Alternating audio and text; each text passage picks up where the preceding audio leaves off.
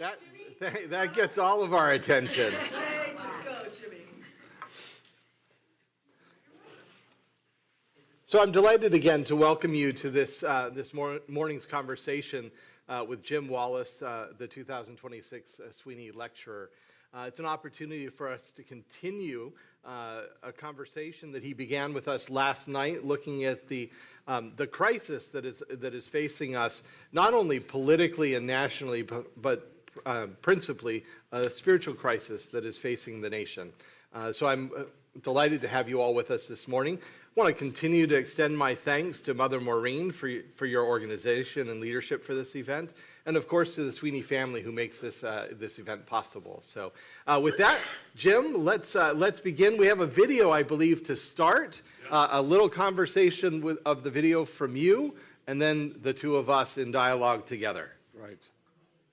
So would you like to introduce this video? Or? I will, yes. Okay, great. Drew, should I take this?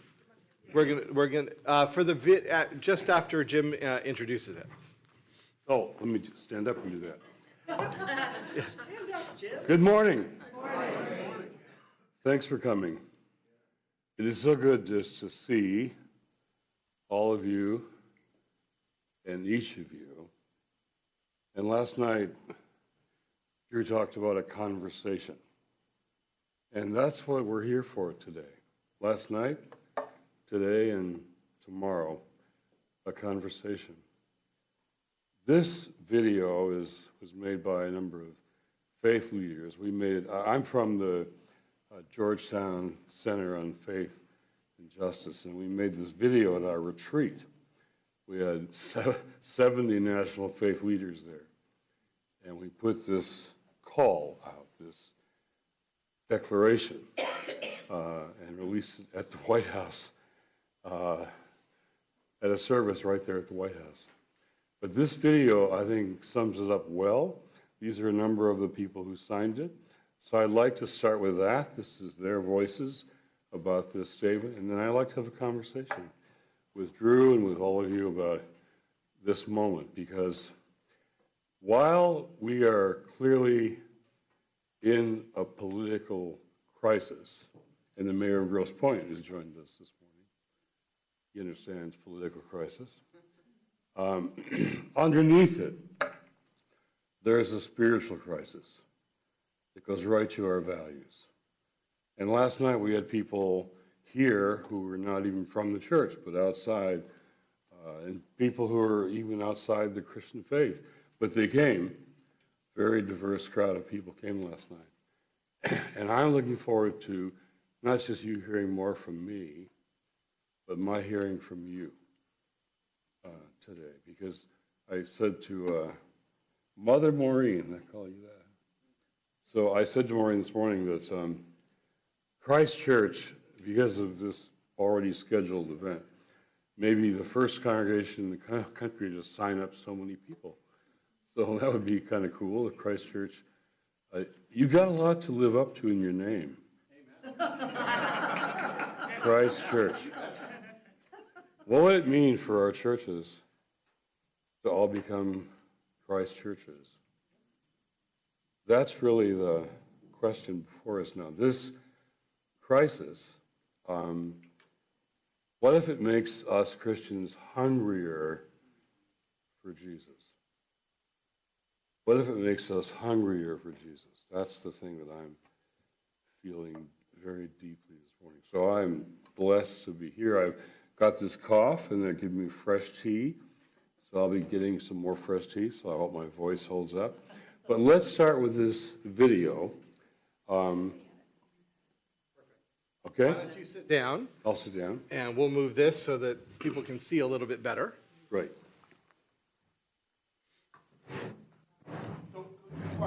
We are Christians. We are Christians. We are Christian. We are Christians in the United States. Speaking together In a moment of political And moral. And spiritual crisis. This moment demands courage. Courage.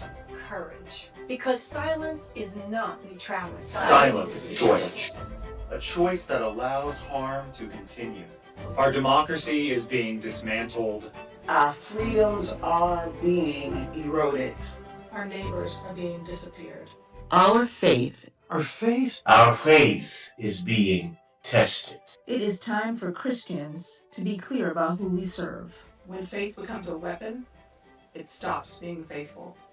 We refuse to sanctify cruelty. We refuse to excuse corruption. We refuse to confuse authoritarian power with divine authority. Our allegiance. Our allegiance? Our allegiance. Our allegiance. Our allegiance belongs to God. We commit to following Jesus' teachings. So we choose to act. To protect those in harm's way. To stand with immigrants and refugees. To rebuke racism and Christian nationalism. To love our neighbors without exception. To speak truth to power. To seek peace. To do justice, to defend democracy. Because every person. Every person. Every person. Every person. Every person. Every person. Every person. Every person. Every person Is the image of God.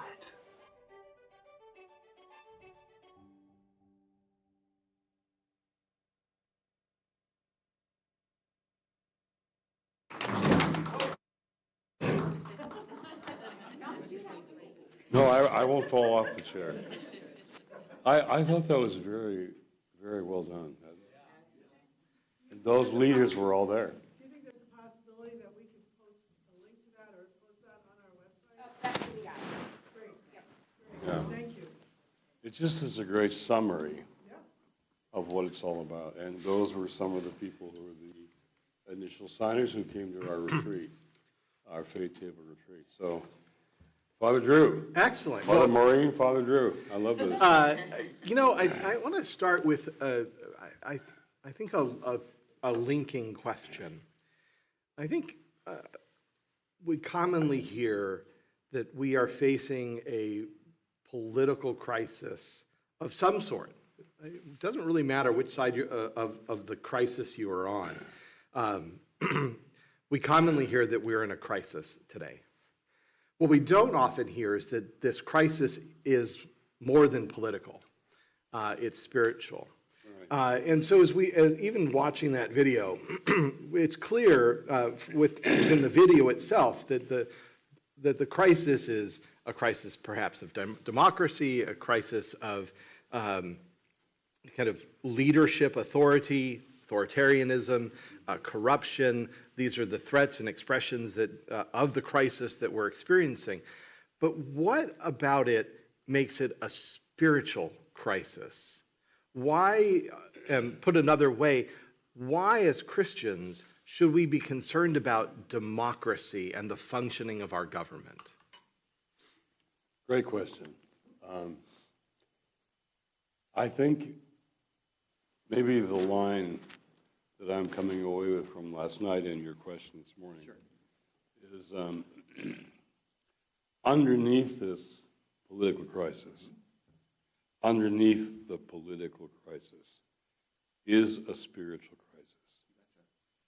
And the spiritual crisis goes through our values, as people were saying here last night. Some people said last night they weren't necessarily Christians, but this goes to our basic values. So what we're seeing, spiritual crisis, part of my job in my life is to listen to all the political noise that surrounds us all the time. But sometimes I get weary of that political noise.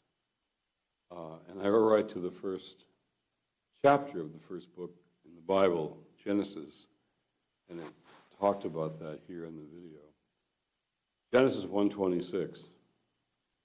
The noise is all around me, political noise. And it says, then God said. Then God said. Like, be quiet. Shut up. Then God said. What did God say? And right there in that first chapter, first book of the Bible, let us create all humankind. That's all of us. In our own image and after our own likeness. Let us create all humankind in our own image and after our own likeness. We call it Imago Dei. So for us, this is an Imago Dei movement.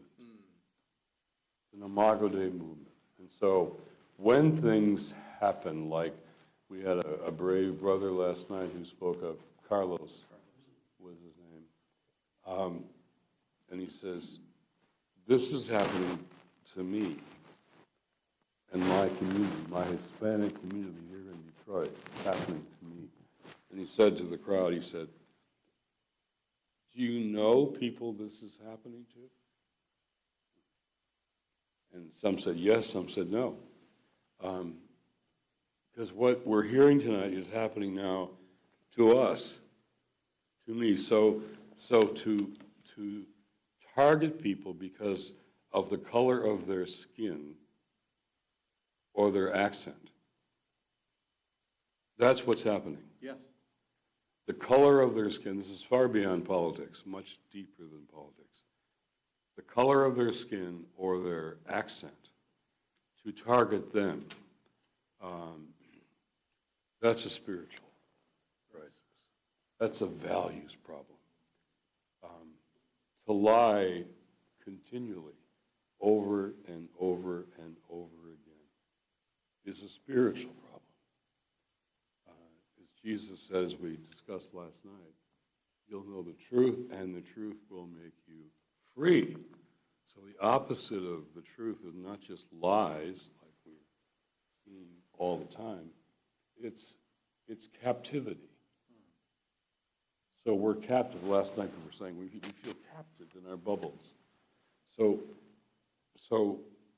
color of skin, accent, the captivity of lies. These are deeper than political problems. There's a lawlessness. They say they're picking up the worst of the worst. There's a group called the Cato Institute. It's a libertarian group, a conservative group. And they've just put out this data that less than 10% of the people they're detaining and deporting, less than 10%, have any kind of violent criminal record. So they're picking up, like Carlos was saying, people who have been here for years. They're landscapers, they're farm workers, they're waitresses in diners, they're friends. And I'm very close to what's happening in Minneapolis. And what's happening there is they're trying to love their immigrant neighbors. That's a spiritual issue, Yes. not just a political one. I'm going to do a little blocking and tackling. Your microphone has fallen. Oh. So here we go. We're going to get that back up. Hold on, right here, this part. Oh. Get that around You your hear ear. me? They will hear you better. Okay, hear me that better? Yes. Okay, you hear me before I was here?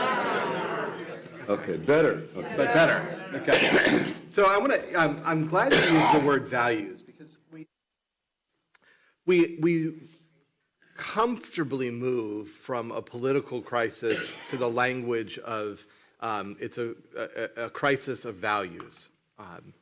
And I think it's worth noting, or just kind of tying in for a moment, that when we're talking about values, and then the expressions, the expressions of those values, so truth-telling, lying, caring, compelling, if you will, as contrast, the expressions of the values themselves are always rooted in one's spiritual identity. And for us to understand that we have to answer the questions of our spiritual identity, our spiritual, therefore, values, in order to get our expressions right.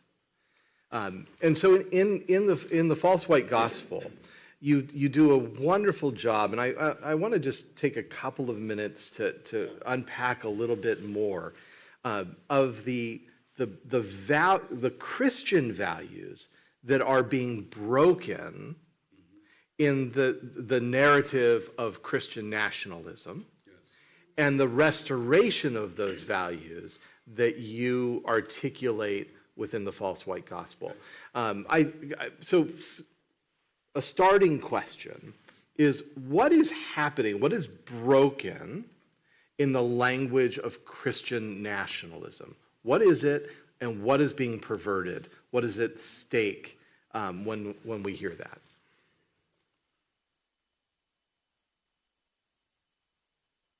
Christian nationalism is an ideology. As you know, it goes back to an old, it's not new, it's been with us for a long time. It's called dominionist theology, having dominion over others. And it's putting the nation first. I mean, they just say it outright, we're going to put America first. And they don't mean the Americas, they mean the United States of America. And so Christian nationalism is an ideology and an idolatry. It's false worship. We're worshiping the nation first. So that is, for us, a theological emergency. Theological emergency. Does that make sense? No, it makes perfect sense. I'm hoping to kind of help our community understand the spiritual crisis that we're facing, not just the political crisis that some perceive. Well, in fact, that's the feedback I felt last night from this crowd here in our dinner beforehand with you and Maureen. All the focus is on the political crisis. Yes. Hakeem Jeffries, Democratic leader in the House, says, we Democrats can do better, you know.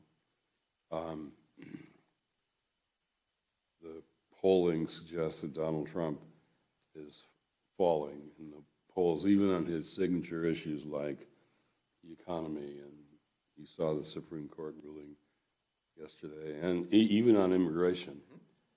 And therefore, he'll lose the midterm elections. And I said last night, it's foolish to think that he will just concede those elections. And so the next workshop here this morning is on how it's called Face United to Protect Democracy. We're in Michigan. We're in about 10 states. So while we're dealing with the real political crisis, like protecting elections, Yes. which we have to do, underneath, as you say so well, it's a spiritual crisis.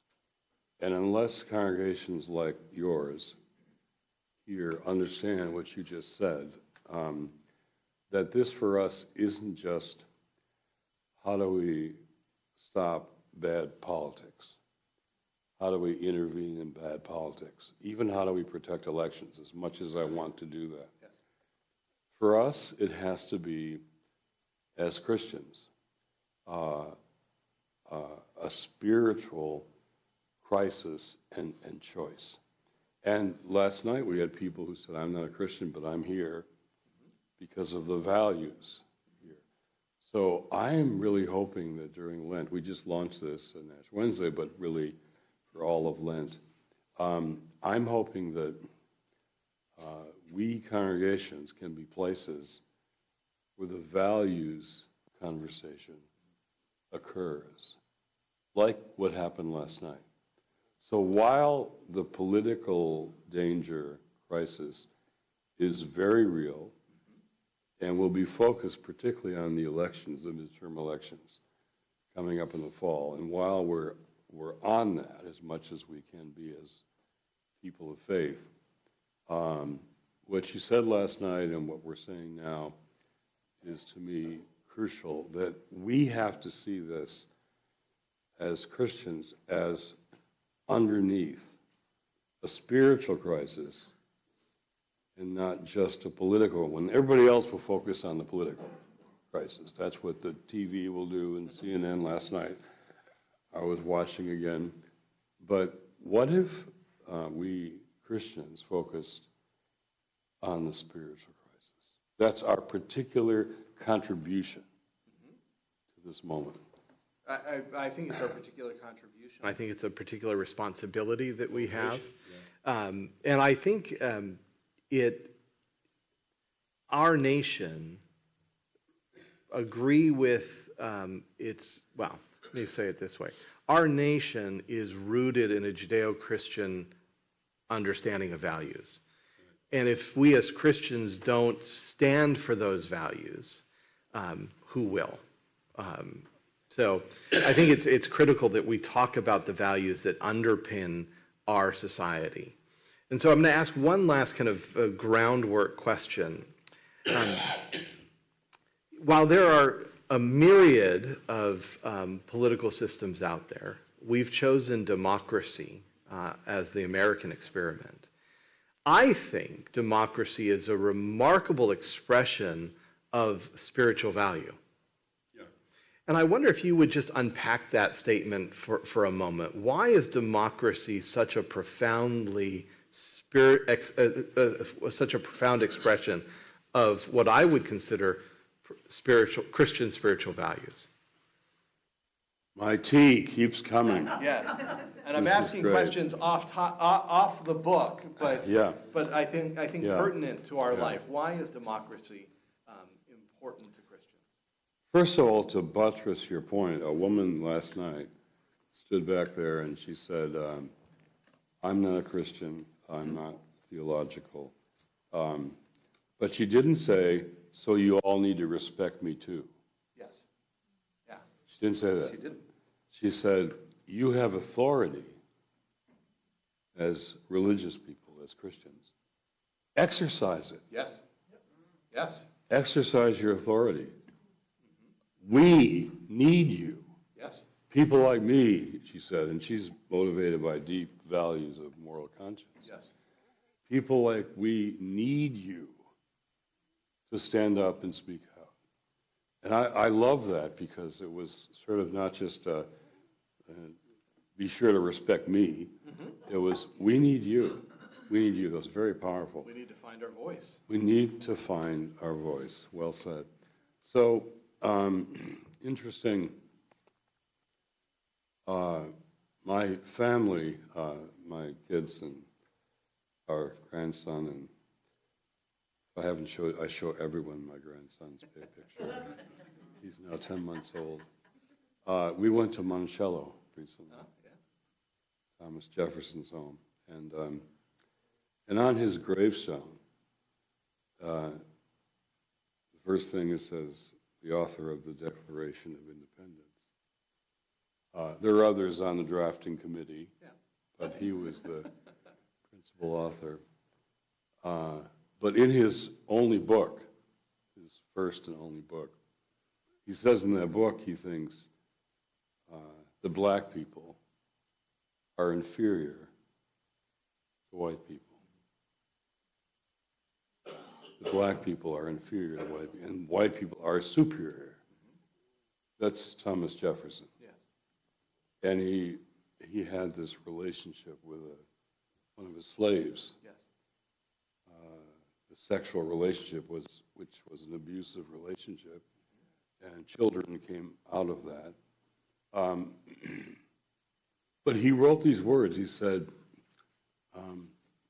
we are committed to life, liberty, and the pursuit of happiness. We all know those words. One of the single most important sentences in American history, right? He wrote that. And the Genesis story is like that. It's about life. It's about liberty. I would prefer something more than the pursuit of happiness. I would prefer purpose or something. But democracy is a political attempt. Yes. A political attempt to exhibit those values. It's a political attempt. It's fairly new. This nation of ours, the United States, wasn't even close to a democracy until the 1965 Voting Rights Act. Because until 1965, my lifetime, black people couldn't vote. So how are we a democracy? So we're only like this nation, 60 years old. Think about that. We're only been a nation trying to be a multiracial democracy for 60 years. Until black people could vote, women couldn't vote. So we weren't. So now we're trying, and Dr. King had this wonderful phrase that you all know, the beloved community. And the beloved community is deeper than democracy. It is. But it helps to spark and inform so protecting democracy is one of the action items in this declaration, to be sure, but underneath it is the image of God. And I think, now let's be clear, most people in the world today do not live under democracies. Today, as we sit here, my host at this house I'm staying in, she's Chinese, and she had breakfast with Joy and I this morning. And people in China don't live under a democracy. People in the Soviet Union, and Russia, don't live under a democracy. Hungary, there are authoritarian playbooks that people are pursuing all over the world, and Trump is pursuing the authoritarian playbook. And he's actually going faster than Putin did, faster than Orban, faster than Erdogan, faster than Hungary and Turkey.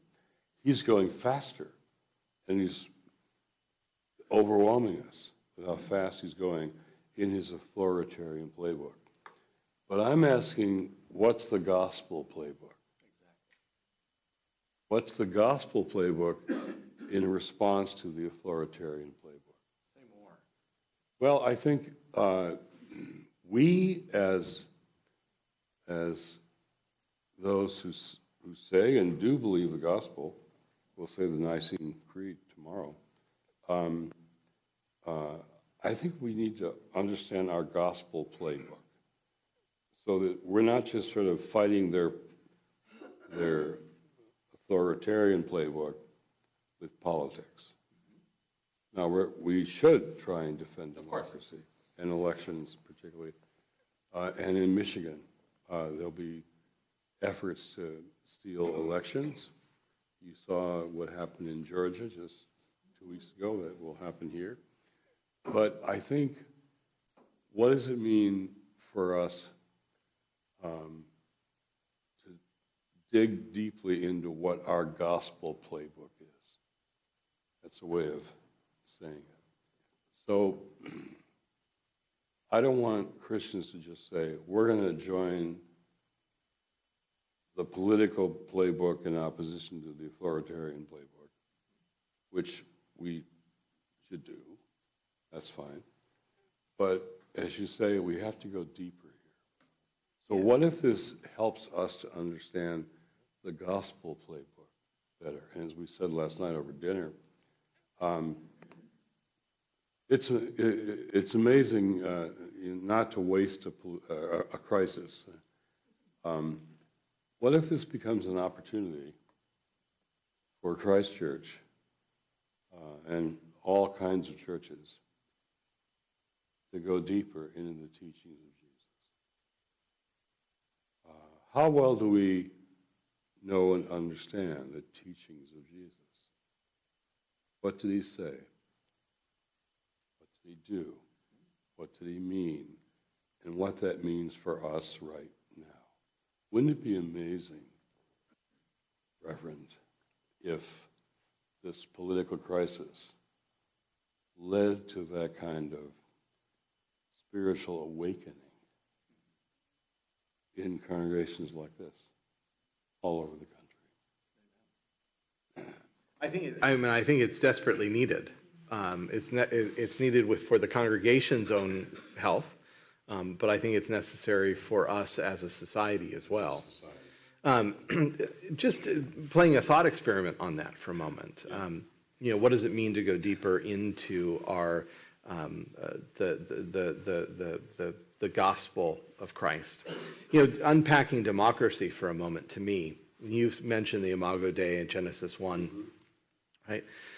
I think the American democratic experiment is rooted in Genesis chapter 1. In the Imago Dei. We don't get it perfect in 1776. We haven't gotten it perfect yet.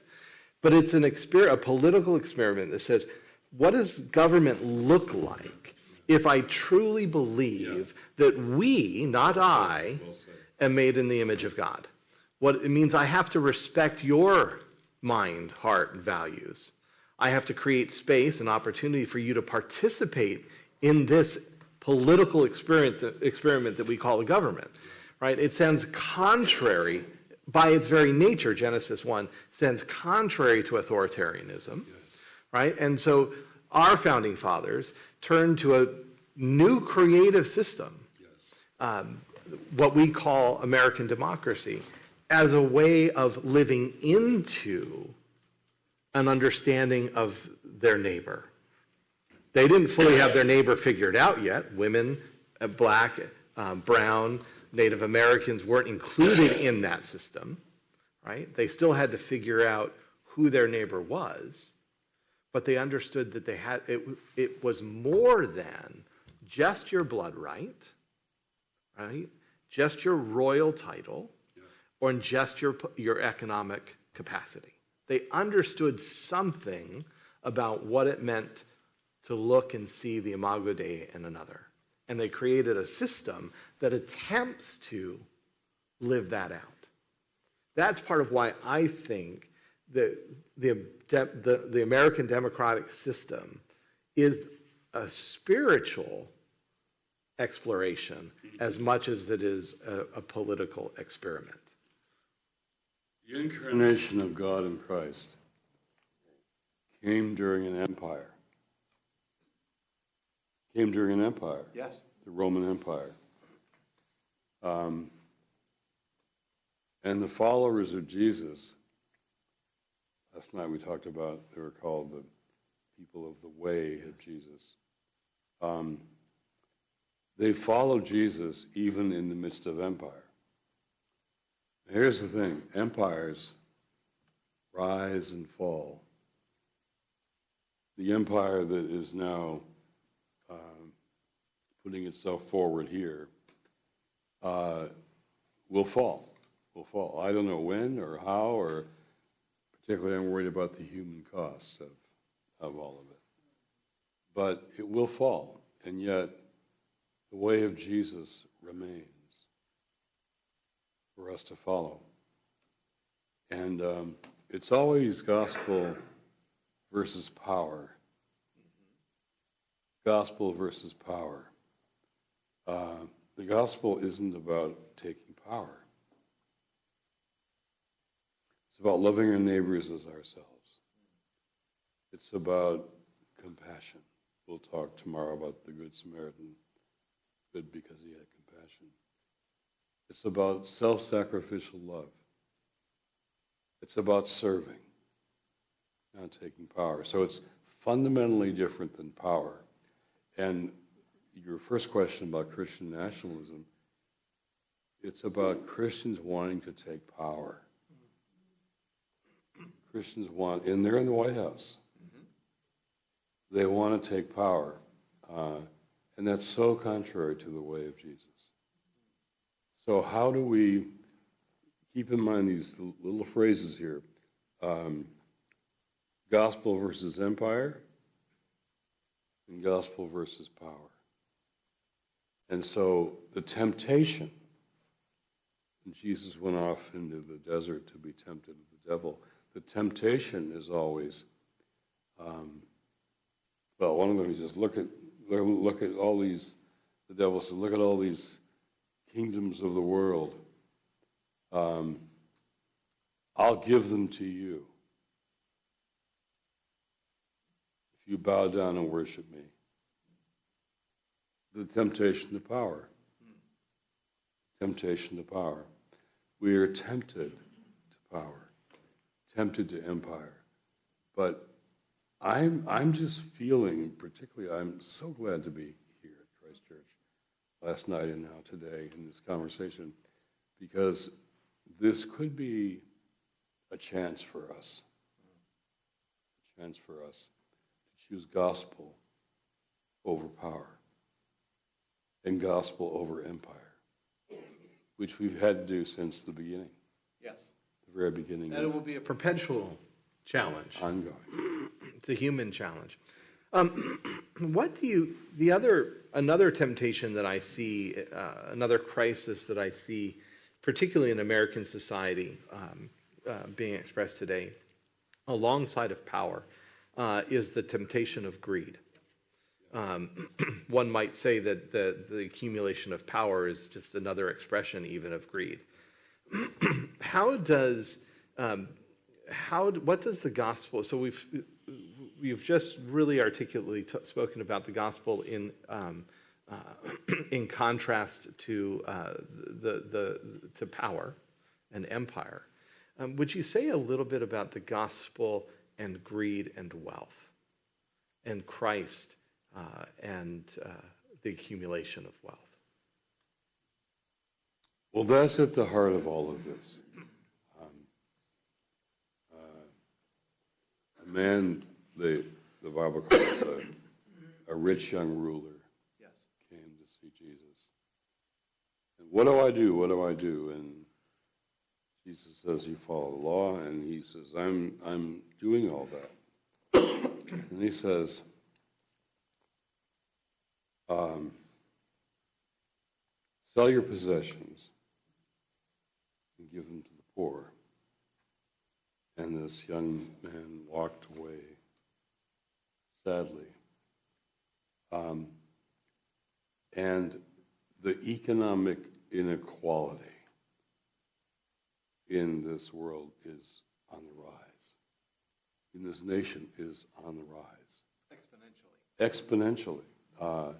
And now we see the corruption of this Trump administration, the money coming in to Donald Trump and his family and his friends is like nothing we've ever seen before. We can't even calculate it. It's the corruption. And that's critical to Putin's power. It's critical to all the authoritarians, the inequality. And so, it's the language of it's easier for a camel to pass through the eye of a needle than a rich man to enter the kingdom. That's stark. It's very powerful. So economic inequality is core. And in the early church, one of the first things that they did was they shared what they had and they gave it to the poor. And that brought the poor into their congregations, right?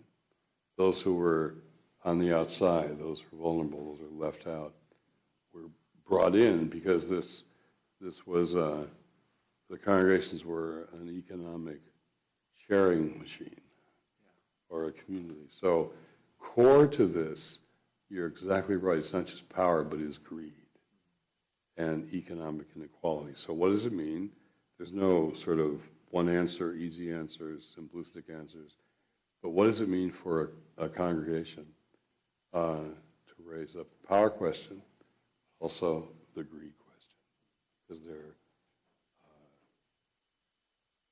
money and power are always tied together. Always. So two critical kind of bedrocks that we have to grapple with as a Christian community. The gospel of Christ in relationship to power and authoritarianism, both on the kind of national or global level, but also with all the way into the familial level, into the personal level, into the politics of a church. How do we create a system that reflects the deep and profound humanity and imago Dei in everyone, right? We have to grapple with that. We have to equally grapple with our lust for wealth, our hope in wealth, and the gospel that invites us into a perpetual relationship of generosity, and compassion, and care, right? That stands in stark contrast to the accumulation of wealth for ourselves. And the distraction of consumerism. Because it's not just unequal and unjust, it's so distracting when all we're thinking about is our next consumer choice. You know, what are we going to buy? Or do I have time to pick that up today? Or where am I going to eat out tonight? Consumerism, it's about our soul, really, and it's very distracting. It is. Because we get caught up in all these consumer choices and what do we need? It's never what we need, it's what we want. You know, it's what we want. Most of what we are distracted by is not what we need, but what we want. Particularly if we're on the affluent side of the society. So it's a distraction. Consumerism is a distraction from the gospel. So how do we preach that? How do we live that in our congregations? I have two other questions, and both related to last night and coming from where we're at the moment. Last night, I think you've said it already this morning.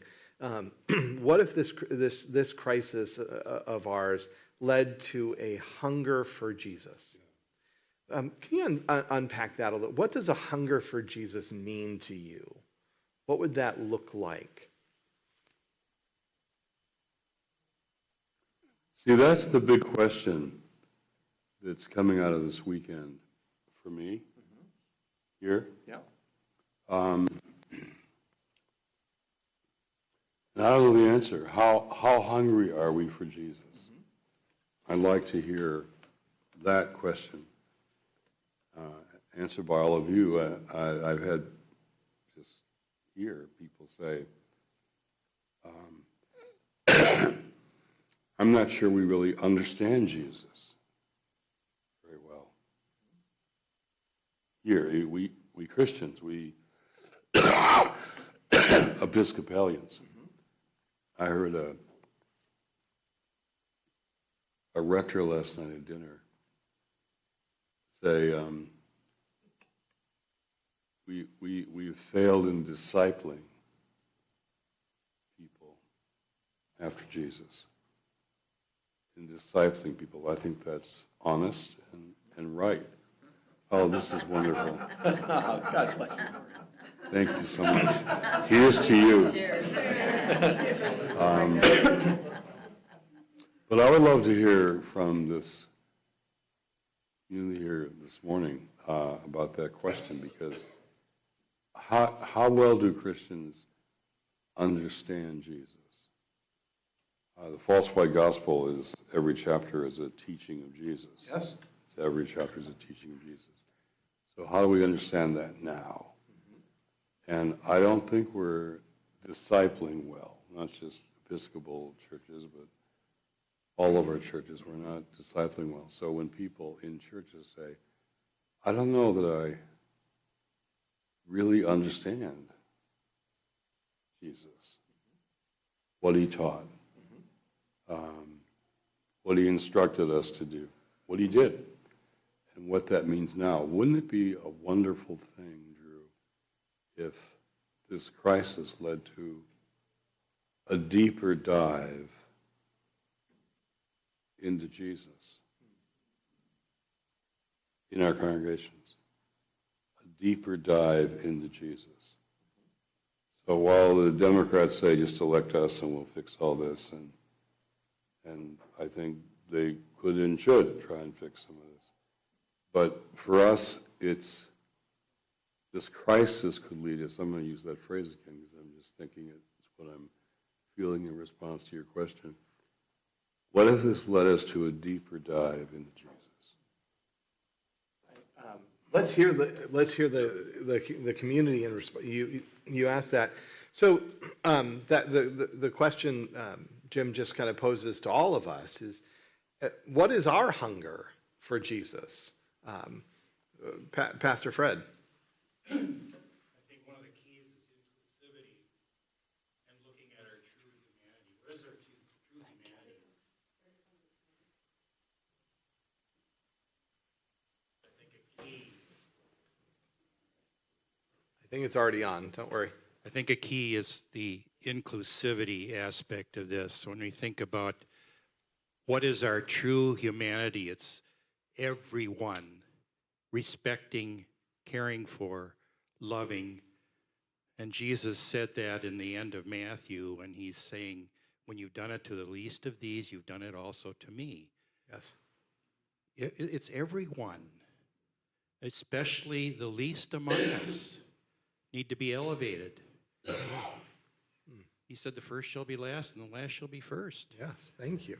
Take a seat at the bottom of the table and don't put yourself before everyone else. I think that's something that we really need to consider. Yes.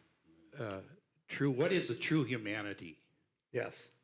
If it isn't about compassion and love and caring for everyone, especially the immigrant and the refugee, then all else is really a distortion of that. Thank you. Distortion. Thank you. Richard, right here. Again, that question is, what is our personal hunger for Jesus? I was wondering whether we should express this slightly differently. That our desire is for the values that Christ espoused. I've lived in certain parts of the world and been involved in running businesses in Asia as well as here. And I learned through that fundamentally all the people I met didn't matter which economic system they were under. I was involved in China a lot. Fundamentally, people actually personally have all the same desires and needs. We've created these systems. Capitalism is based purely on greed. And I really wonder whether capitalism and democracy are actually compatible. Intellectually, do they actually work together? I don't know the answer. It's a question for you, sir. Good question. Let's take a few other comments. No, but I want to get back to it because I want to agree that it's systems that keep us from acting on our values. And so how do we contrast the gospel to these systems? But I see other hands. Let's get Jim Perkinson. This will just be a small question, a small comment. I find that I have had to, over my adult life, constantly dig deeper into the question of what this country is about and what it was founded on. And one of the things we have not talked about so far is the disappearance of indigenous folk and the fact that this country, even though it was democratic, was founded on a huge dispossession, a genocidal dispossession of native folk. That means all of us who are not native are in effect standing on land that was pillaged. And that was done in the name of Jesus Christ. It's called the doctrine of Christian discovery.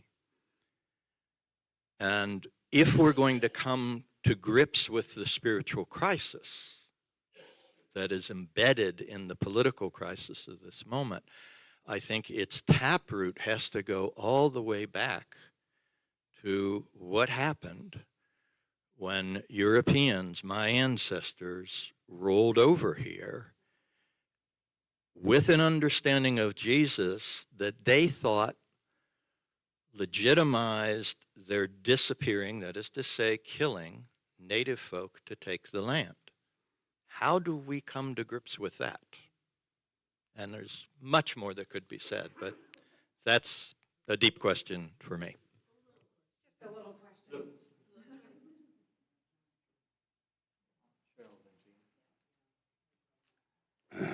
Thank you. I'm Cheryl Johns. I'm a member of this church. Is this on? Okay. We can hear you. I've been a social studies teacher for 40 years, so as I'm listening to all of this, I have a different perspective on a lot of this. One is that you brought up that this is a nation of white power, and I think we have to ask ourselves right now, why is this happening right now? And what has happened is that demographically, brown people in this country are overtaking in numbers white people in this country. And the white people with power do not want to give up the power. They do not want to become a minority group that is treated as badly as they have treated other groups.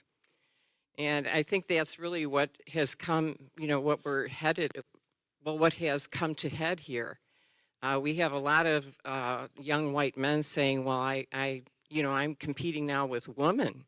White men didn't have to do that before. We're competing with people who didn't have the vote before.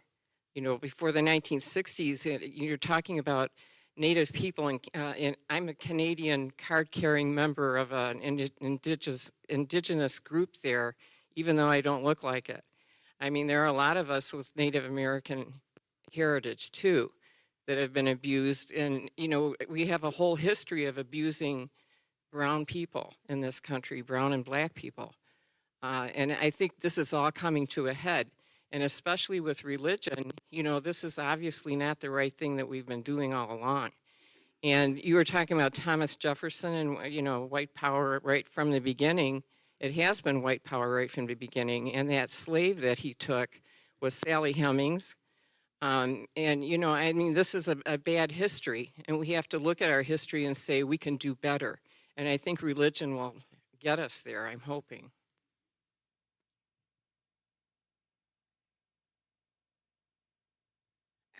I was just going to marry Richard's and Jim's comments. Richard's focus on capitalism and Jim's focus on seizing of property.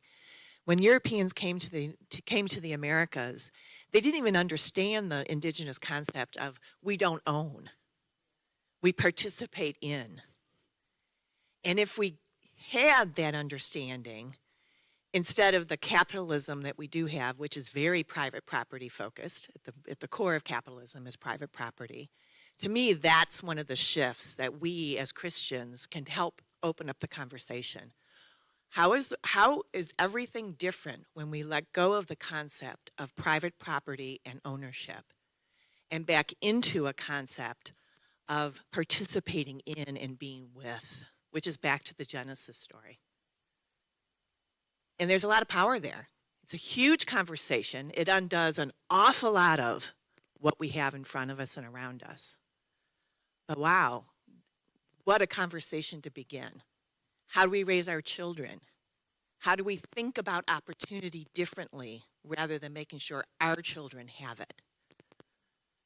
What would be different if all of the children were our children and how we think about opportunity for them? So again, thinking about capitalism and setting it aside for now and revisiting the idea of property. What does it mean? What does God say about creation, which is really the universal property?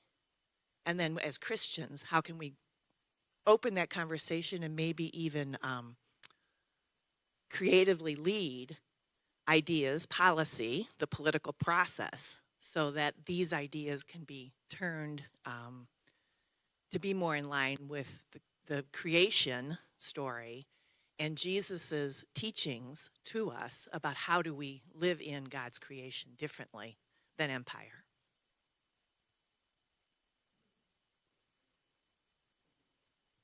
So I have a very pragmatic approach to all of this. I'm actually I'm multiracial, mostly Native American. And there was a point in my life where I said, well, where do I belong? The truth is I belong everywhere. I used to feel like I belonged nowhere, but I belong everywhere I want to be. And the most transformative relationship in my life has been my life as a Christian, knowing God. I had an epiphany in my 40s. I was in New York, there for a seminar, and somehow my husband talked me into staying in Brooklyn, but going to Jersey, which is where the seminar was. I missed the bus. I ended up going to the Port Authority and entered a elevator with a crazy-looking guy, weird eyes, and I felt no fear, and I realized after I got out, he was saying Jesus Christ. But one of the things that came out of that for me was to know the Word. You said yesterday that you were raised in a church where they didn't even read or understand what Christ says. And so I understood then that I needed to know the Word and to pray. And those are the two most powerful things that I feel that I do and are very effective. So all of us need to do that, and we will be guided by Christ who is within us.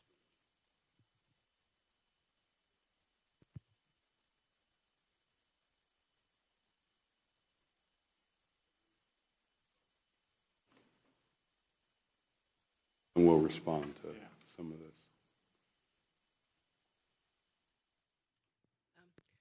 Grosse Pointe is a very white community, and I have been, yes, and I have been asked, where is the wall around Grosse Pointe? And so how do we get through to all the white people who are afraid to go downtown and don't want a darkish, brownish person as their neighbors? How do we get through to them?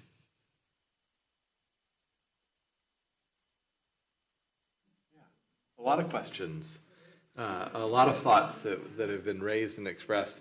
Oh, Ebony. I'm sorry, I don't have the answer to that question, and I can probably say a lot. This is such a great conversation. I just want to say thank you for hosting this and being here today. But it's burning me up, and I have to say, Sally Hemings, she was a human.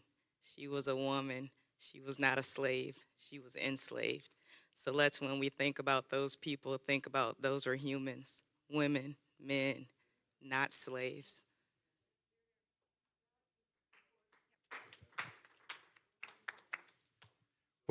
The Grosse Pointe question to. We're going to get one more question. One more, please. When we talk about our hunger for God, our hunger for Jesus, I think it starts with first things, and that is we have to leave ourselves behind to follow. And that was his first request. How do you do this? You leave yourself behind and you follow.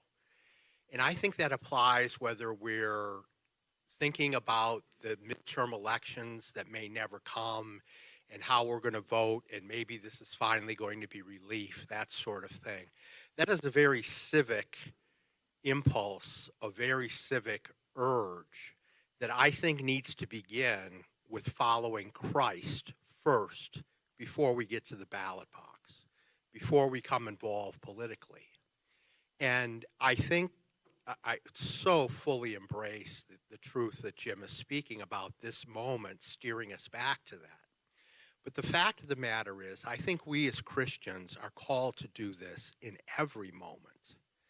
And that there are people who do it in every moment, or at least try. I think of Christian anarchists like Dorothy Day and others who are very forward in this thinking constantly.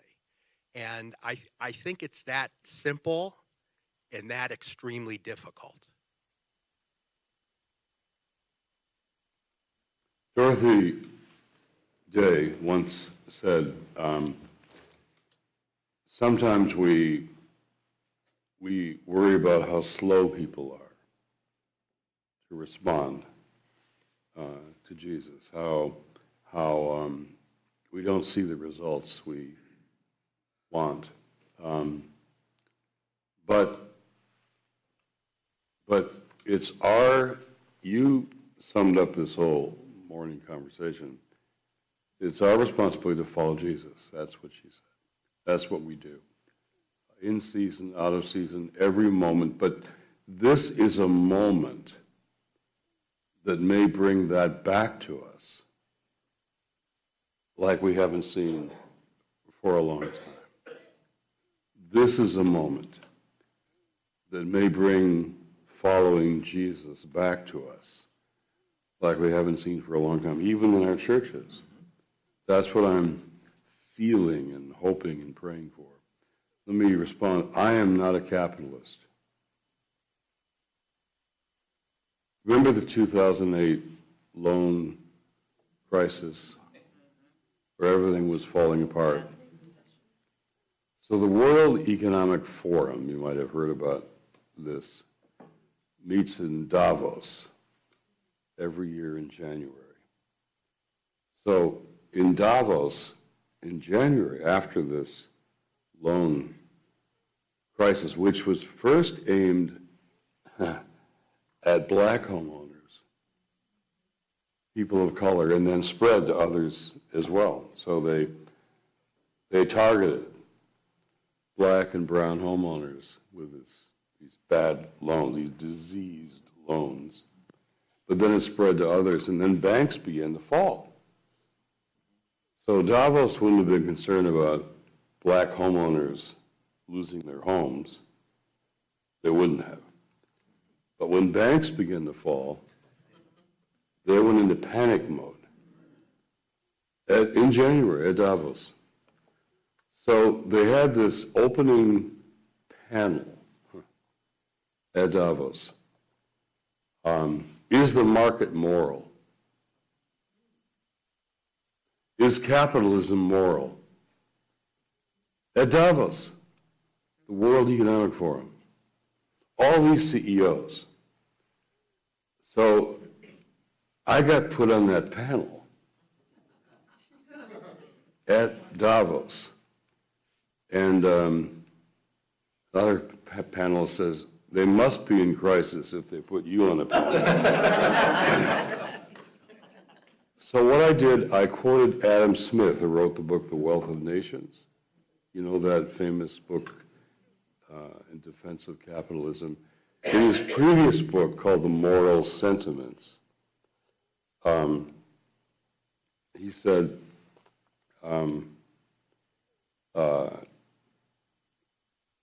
when capitalism loses its value,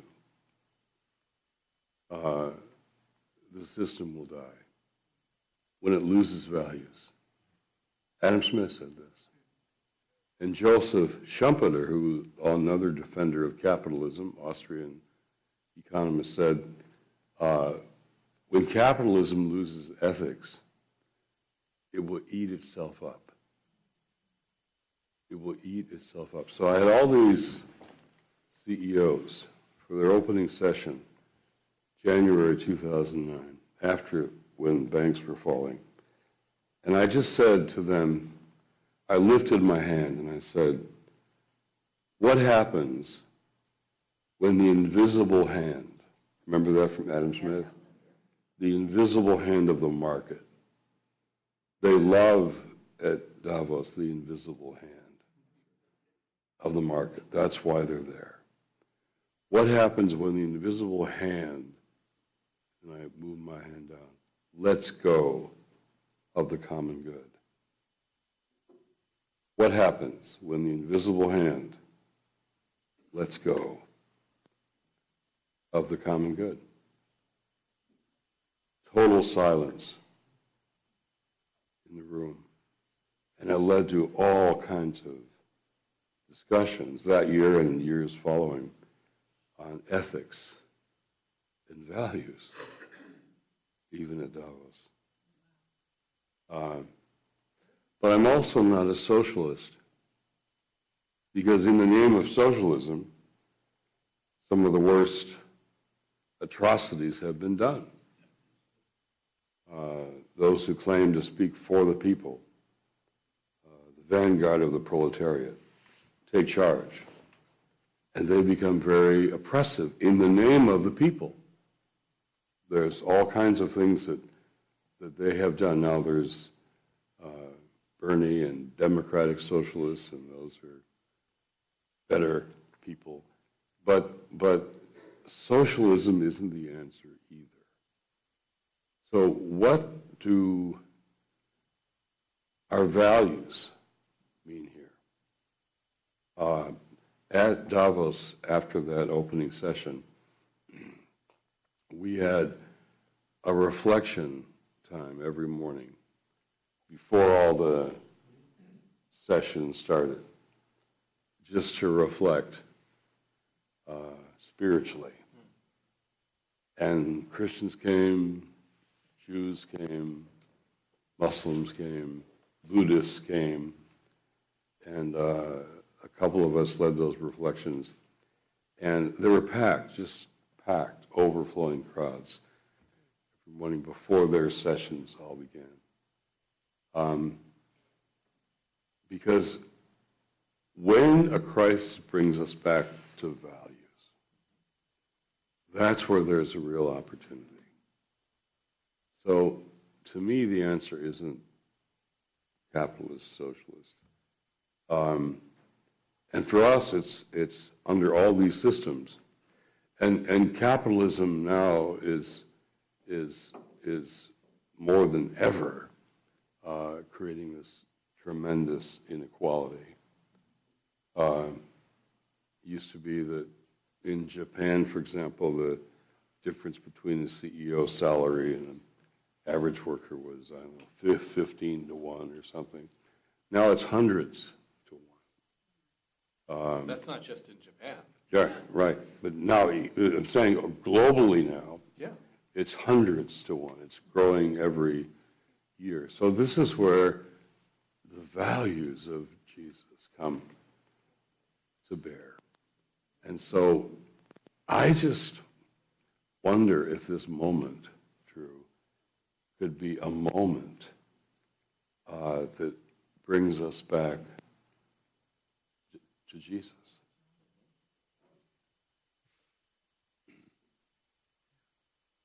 I'm mindful of the clock. We have a session to.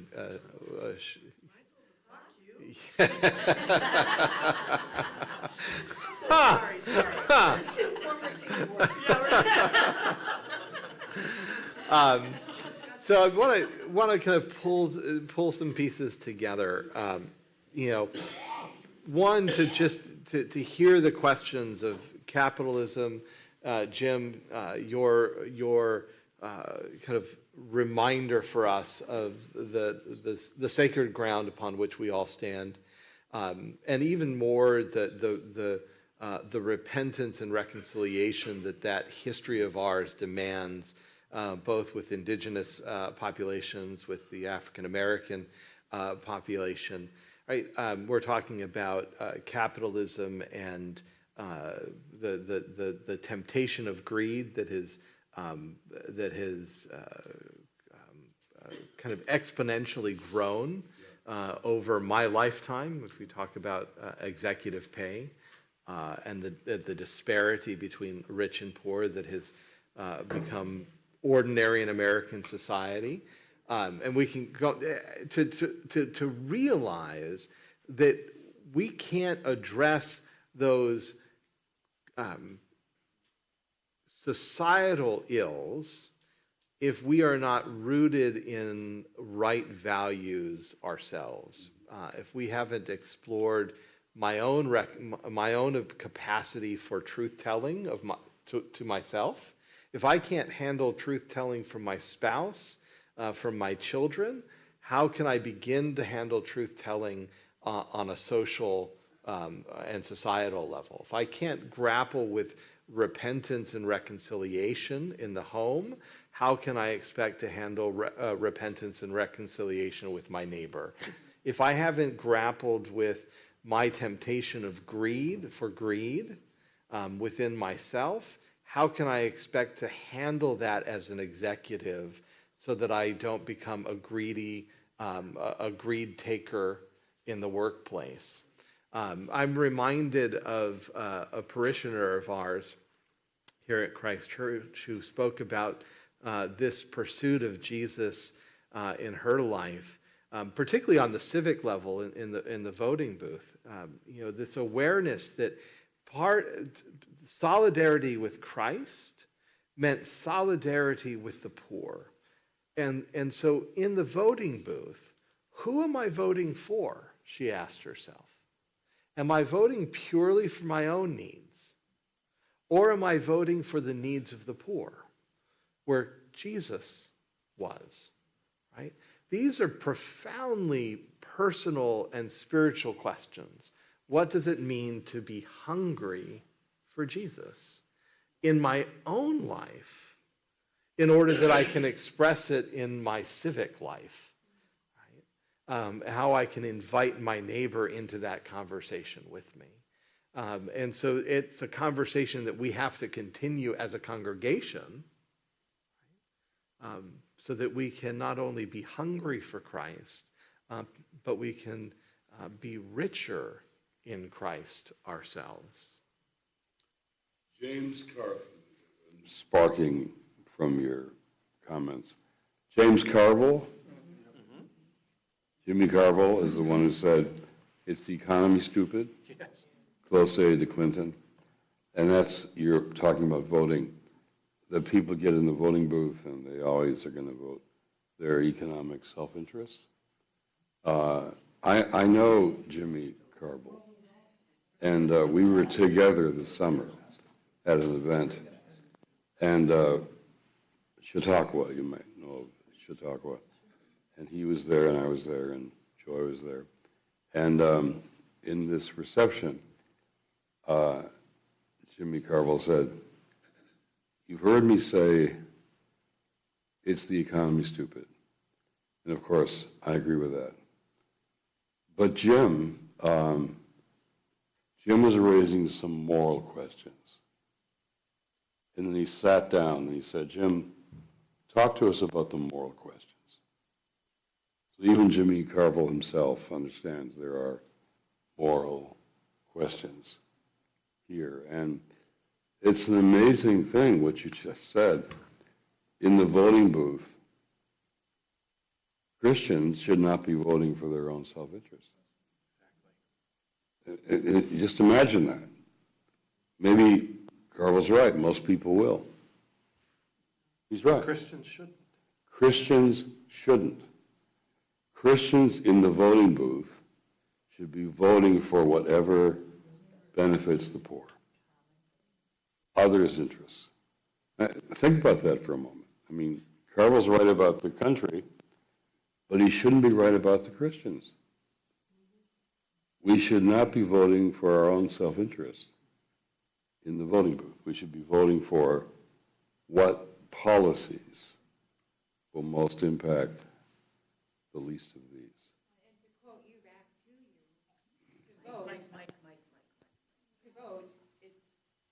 to vote is to pray. Yeah. So I'm going to close with a final question. It's a. Lots of good questions. I hope they're good. I hope they're good.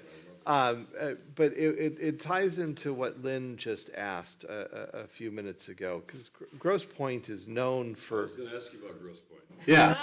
You and the mayor back Yeah. So Grosse Pointe is known for being a bubble. That's one of our, we speak of the Grosse Pointe bubble. Lynn used the language of a wall around us. And we know that it is hard for some in our community, for a variety of reasons, for whatever reason, to exit the bubble. And so I wonder, for someone who's not going to be on the front line of a protest, someone who is not going to be maybe serving in a soup kitchen, right? What does, and Carlos asked this last night, he asked us, who do you know? Right? I thought, who do you know? Who do you know? Who do you, and it tied back to something you started with last night, your own I think it was in your epiphany moment that this is me, right? That Jesus is inviting us to see him everywhere, and particularly in the face of the poor. So if we don't have solidarity with Carlos, if we don't have solidarity with the poor, right? How can we see Jesus? How can we connect with the real needs of our neighbor? So I wonder, what does someone do who is in an enclave such as Grosse Pointe? How do we develop that solidarity if we're not going to the front line? What does it look like within the enclave? Because I know, my point is, I know an answer is to get out of the enclave, right? But there are some that won't. So how do we invite people into solidarity who are still within the enclave? So when the mayor shows up at a Saturday workshop at the church, it's kind of cool. John, right? Who's known mostly for being married to Ebony next year. Amen. So we have a mayor and a rector here. And our chancellor. And chancellor. Meaning Ebony is our chancellor. Okay, so we got the mayor, the chancellor, the rector. They're all here. So I'm from Detroit, as I said last night, and Grosse Pointe's kind of a borderland, right? It's an enclave. It is. And so chances to go out from the enclave and speak and act are very important. People need to see Grosse Pointe people out in the streets, in Detroit, and showing up. Yes. You know, I think that's very important. What about talk within the enclave? What about talk within the enclave? Because some people, most people in Grosse Pointe, are not going to go out.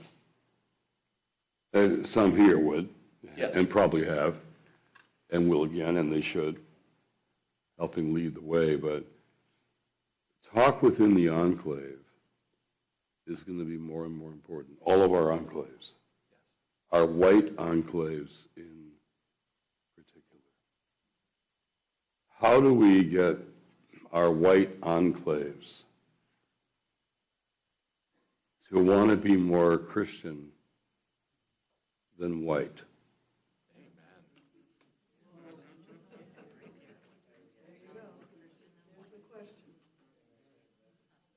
That's an enclave conversation within the enclave. Sometimes it's easy for people in the enclave to go out and protest.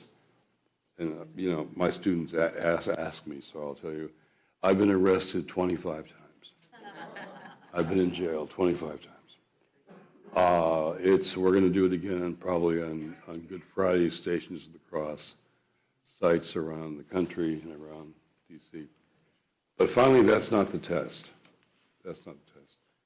What are the conversations we're having inside the enclave? What does it mean for white Christians to be freed from the idolatry of whiteness? The idolatry of whiteness. How do we answer Carlos' question last night? Who do you know? Who do you know? Who do you have a relationship to? What's happening in Minnesota is people are coming to know their neighbors, to know them, to listen to them, to hear their stories. And he mentioned there was good press coverage of Minneapolis before 2 white people were killed, but it just skyrocketed after that, which is true. But those white people who were killed were changed by getting to know their neighbors. They were changed by getting to know their neighbors, and then they began to act and drive around and help out and speak out and blow whistles and and they were killed for doing so. The Klan in the South often was angriest at the white people who spoke up for black people. I mean, they lynch black people all over the place. But Brian Stevenson, who has this wonderful equal justice initiative, he's an old and dear friend. And he has this museum now in Montgomery. It's just the lynching museum. And I took a group of faith leaders there years ago to have a retreat with Brian. And he took us out to lynching sites where black people had been lynched, often under trees. And he had us dig down in the ground and fill these vases with the dirt from those sites. So here's all these faith leaders digging around and putting dirt in these vases. And those vases now are in this museum. And while I'm a lifelong protester and will keep convening, we got 800 people to the Senate steps when they did their big, beautiful bill, clergy and lay leaders, and the biggest participant was my wife's St. Columba's Church. They had the biggest, 50 people from the congregation came out to that. So we'll continue to do all that, but talk within the enclaves is going to be really important. And that's not just for the sake of black and brown people. It's for our own sake. It's for our own sake to be freed of this idolatry and captivity of whiteness. So how do we have inside enclave talk in a place like Grosse Pointe? And, you know, you're known around the country. There's movies made about Grosse Pointe. Right? So it's really, you're kind of a parable, you know? It's sort of a story. So what if things begin to happen within Grosse Pointe, not just outside of Grosse Pointe, in those family home conversations, those friend conversations, this congregation? We had a diverse crowd last night. So how can we have I'm just thinking in response to your question, inside the enclave conversations, which could change the future of this country? Well, I think we will engage in one of those tomorrow morning as we explore that final statement of yours. How do we be more Christian than white? I think that's a wonderful place for us to pick up our conversation tomorrow morning within this enclave. I know it's time, so I'm going to turn things over to Mother Maureen. But first, let's thank Jim again for your time.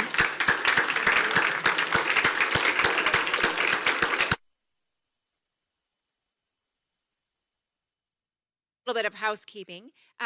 Everyone here is welcome to stay for our next session. Bathrooms are out in the lobby if you need them. We do have Jim's book, False White Gospel, available for $20 a copy. We could probably even arm twist him into a couple of signatures in the book, and then come back down. Yeah. So let's say, give us like 10 minutes. We're going to kind of shift things around here, bring in our next guests, and then we'll begin our next session. Thank you.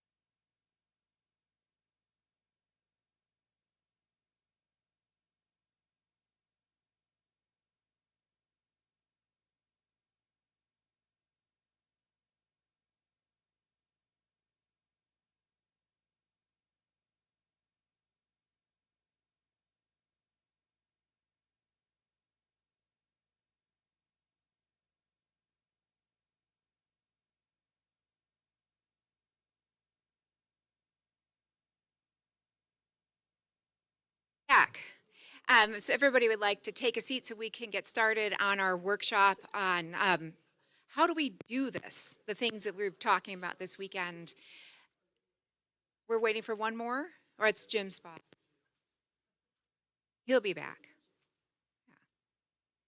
So because we have kind of a rotating cast of characters today and a few names that weren't on the original list, I'm going to take the easy way out and ask you all to introduce yourselves. So why don't we begin with you? Push your button and you're good.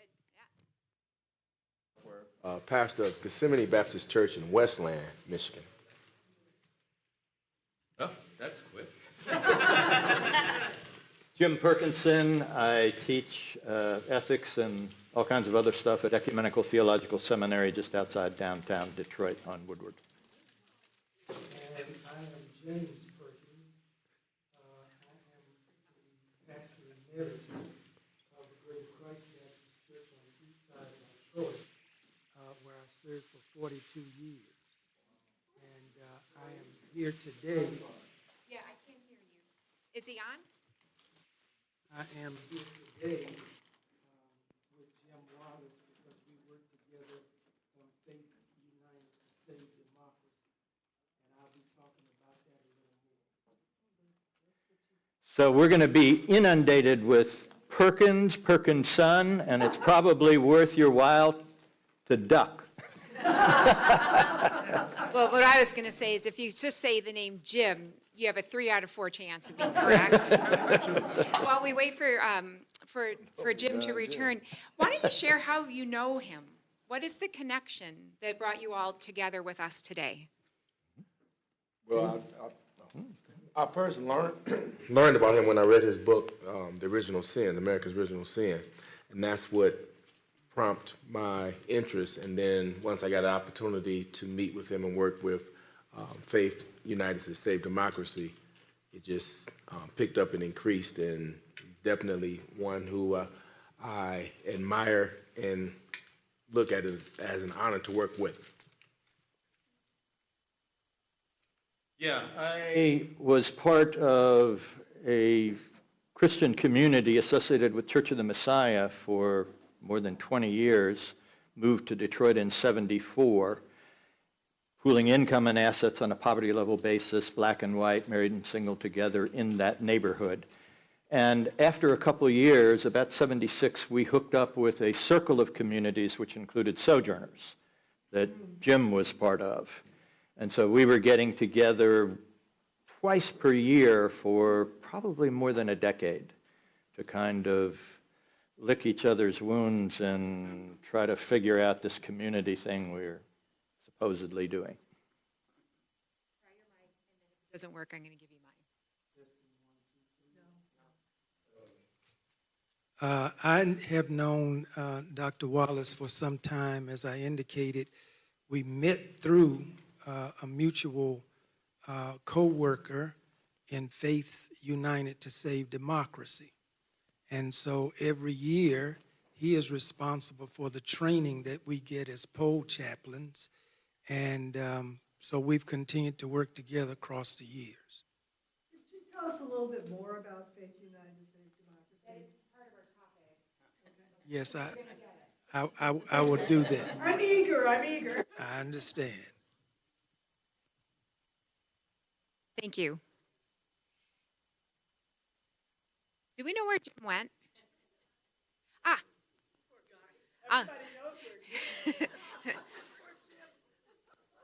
I'll just keep vamping then. You know, I think what we'll do is we're going to get started. This is not primarily Jim's time. He deservedly gets a little bit of a break for the next hour. So I'm going to hand it over to you and to get us going with our topic. As I said, there was a little change in our plans, so I'm not entirely sure. I'm happy to hand it over to whoever is leading this conversation. Thank you, and thank you so much for being here. Faith United to Save Democracy is a nonpartisan, multiracial, multi-faiths, multi-generational program where we are engaged in voter protection, voter education, and voter registration. And we have a program that we call poll chaplains, where we train pastors and other persons on going to the polls on election day and just being a presence. First of all, just a presence to assure voters who come in that it's okay for them to come in, they will not be attacked. But while we're there, we're also watching to be sure that nobody interrupts their attempt to place their vote. But our major role is simply to be a calming presence for whoever comes to vote. We wear our clergy attire because we think that makes a statement that we want to make, that we are trusted voices. And we have always a card with a phone number on it. So if there is any incident at a particular poll, and we've had those occurrences take place, then we can call that number, and police or whomever needs to be there will come and settle the issue.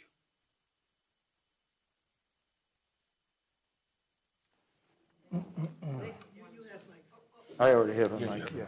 Yeah, you don't need it. Yours fell off your ear. I'll just put it there. Did we lose you? Am I on? Yeah. I'm on, okay. Yeah, I got so many, let me pull this off.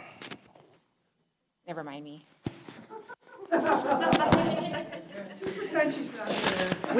I've been looking for more than 5 years now for somebody who can tell me how to do ear exercises so my ears will hold up my mask.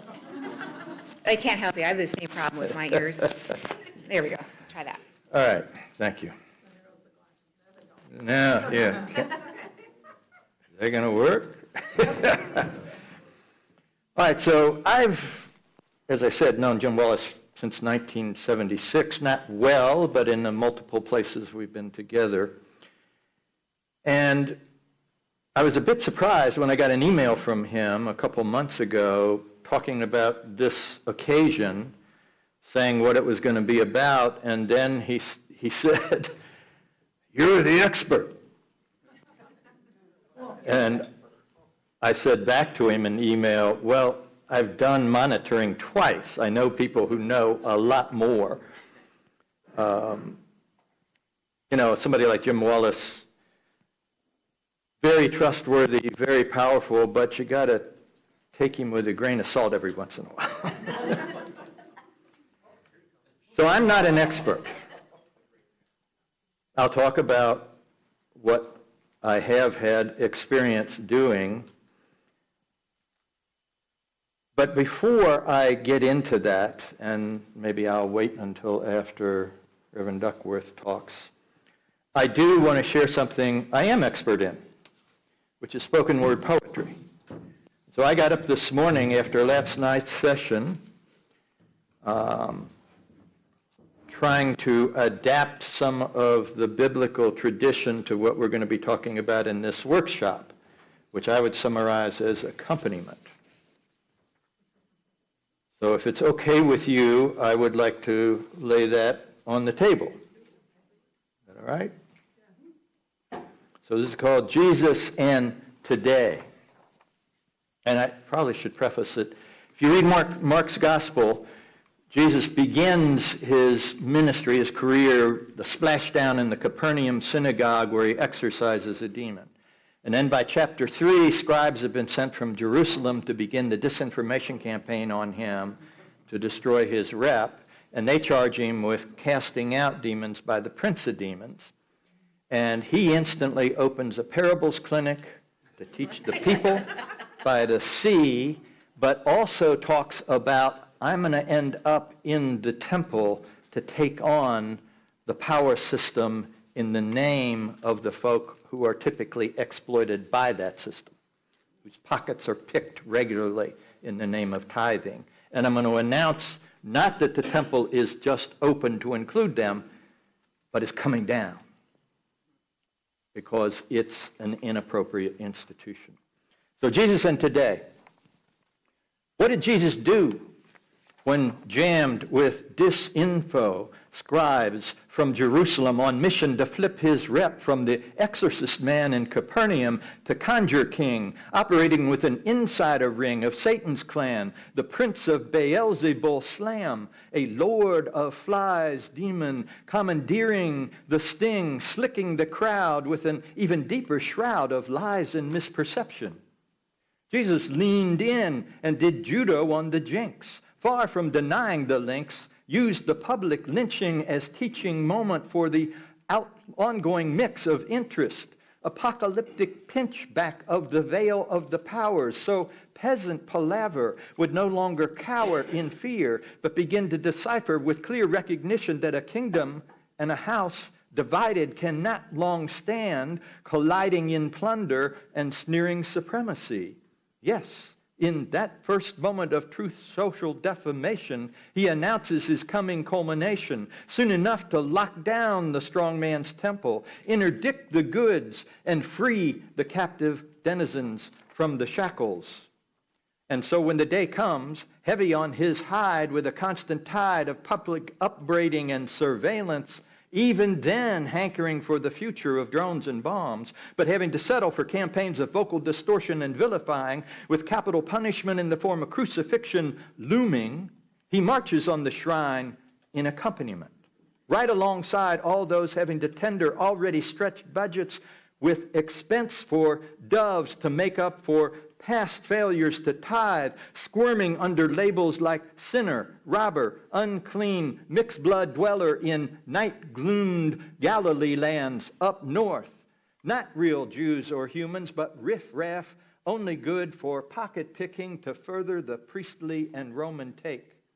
Jesus rides right alongside, not in Porsche or Tesla, but backwoods, four-legged burro on borrow from another soil-struggling brood. And his act, though sealing his fate, opens the gate of that high-rated place of veneration, at once both shrine and bank, shuts down the pirating money exchange, kicks out the sellers of pigeon game, names the whole show in terms Tupac would know, a thug central institution pillaging the entire population, using God as mascot for pilfered wealth and the Sabbath as weekly dissemination of the latest Doge-reinforced misinformation.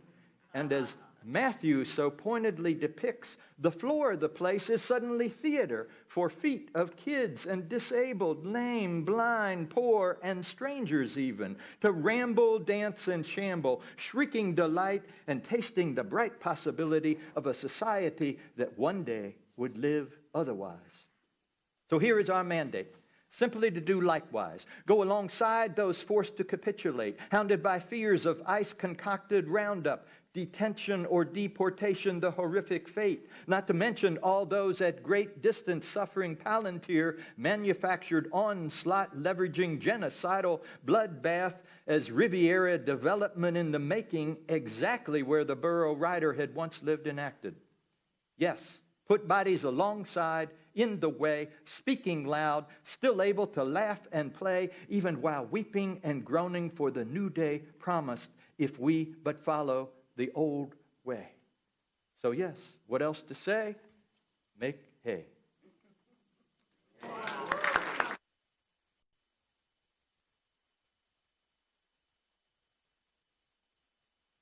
Up there, after you get done, I have a handout for other stuff that I'll talk about that's more germane to actual poll monitoring. Hey. Okay. Wow, we have local leaders here now from Detroit. Have you all introduced yourselves to the? Okay. Faiths United to Save Democracy is something that we've been doing now for quite some time, and my brother here is one of the key leaders of that in Detroit. So we're learning now that from the Brennan Center in New York that they're actually talking about using bomb threats at election polling places and drones overhead. So we train poll chaplains, don't we? And we've been doing that in Detroit for a long time. So I'd like to start with my brother here to explain what Detroit is doing, what you're doing here, and we've been doing together for a long time. And then we'll over to Pastor Duckworth here. And then I'd love to hear from you about, this is about elections in Detroit, in Michigan. You have a microphone there? There you go, use that. As I indicated earlier, Faith United to Save Democracy is a nonpartisan, multiracial, multi-faiths, multi-generational program where we train poll chaplains to go to the polls and to make sure that there is no disturbance as people are coming in to place their vote. We do voter education, voter registration, and voter education. We're constantly recruiting to be sure that people are registered to vote. And right now our emphasis is on making certain that every person who is registered has a legitimate form of identification, because they're putting all of this, making all of these changes as to what is a legitimate form of identification. So we're making certain that people have a license, a driver's license with the star on it from the Secretary of State's office and so forth. With young people, we're particularly educating them on why it's important for them to vote. Now, with our poll chaplains, and Sister Maureen is one of our poll chaplains, we train pastors on how to conduct themselves when they go to the polls. They don't necessarily know what to do.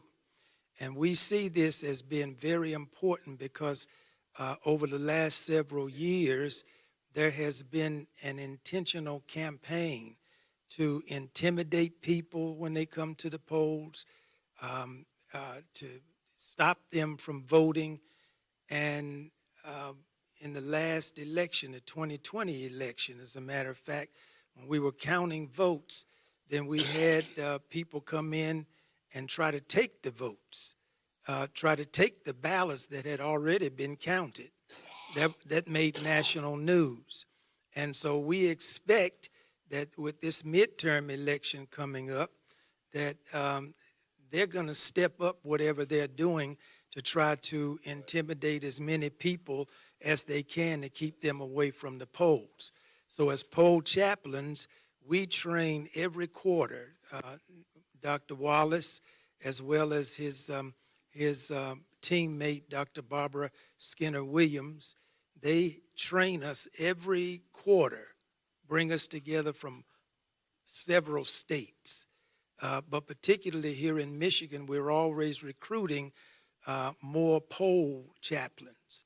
So if there's any interest in being a poll chaplain, you can sign up for it today, and we'll make certain that you're recruited and informed of what you need to know. Sign up today.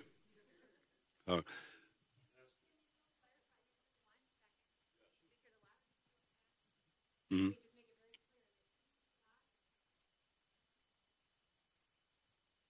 This work is not only for the ordained. Just want to make that very clear. It's ordained and lay together equal in this role as a chaplain at the poll. That's very important. Clergy presence is important, but it isn't just for clergy. It's lay leaders as well. And as my brother said, it's multiracial, it's multi-generational, it's multi-faith. We have rabbis who are participating. One sent me a note this morning, and she's on for this election. We have imams. One mailed me this morning and said he's on too.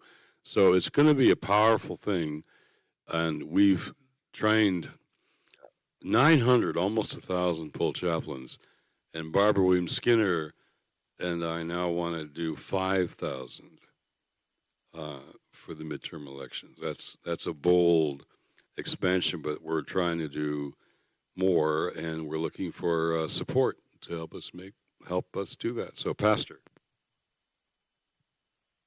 I have one. Got you. Yes. Okay. Yeah. Great. You're all set. Well, I want to say that it's vital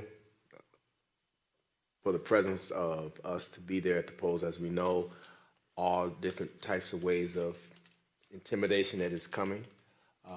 Oddly enough, in Minnesota is the 28th in the country as far as it relates to immigration. 28th. But the real issue was they were told that they would leave out if they handed over the voting data. So it's a smokescreen. Hear that. Say that again. Hear that. They were told they would leave if they was to get the voting data and the voting records.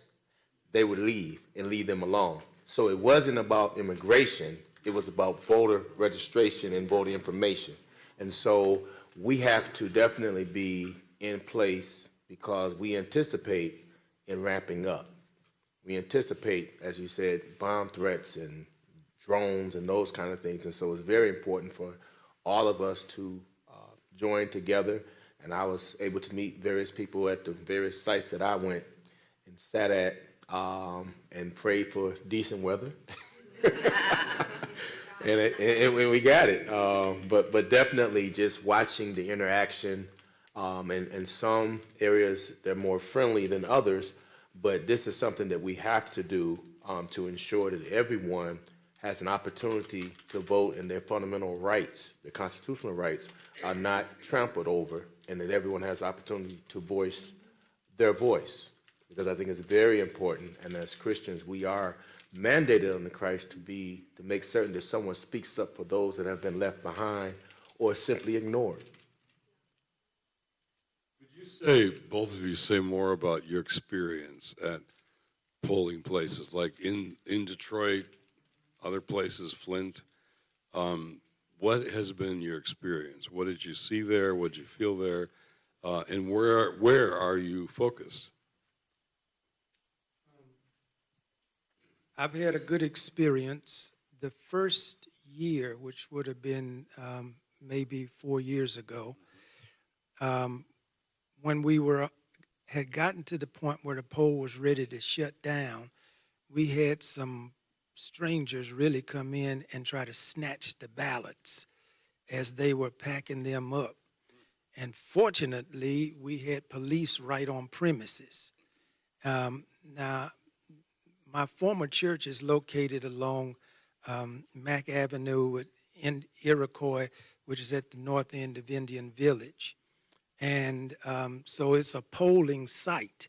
So I have done my polling work there. But by and large, when people come in, we're just there to welcome them, show them where the room is, where they go to cast their vote, and say to them that if you need anything, I'm here, just let me know. We don't try to interrupt. We don't carry on long conversations. Our presence just to make sure people have a pleasant experience voting is mainly our objective.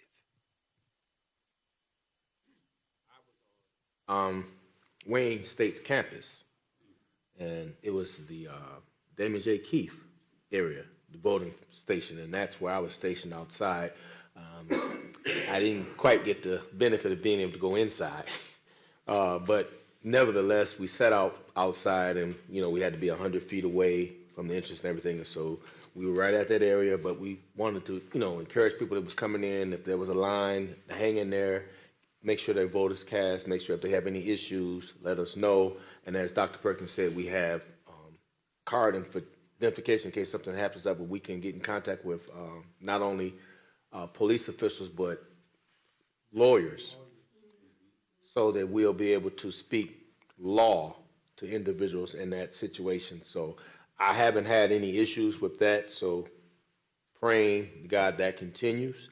But again, it's very important, and I was excited to see so many younger individuals who were casting their vote, particularly on the college campus. So I was definitely pleased to see that participation, because oftentimes that's a group that sometimes will not vote and do not vote, and they have the most to lose in the vote.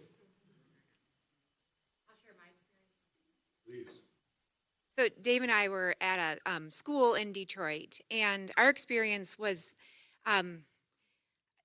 you couldn't figure out where the pole was.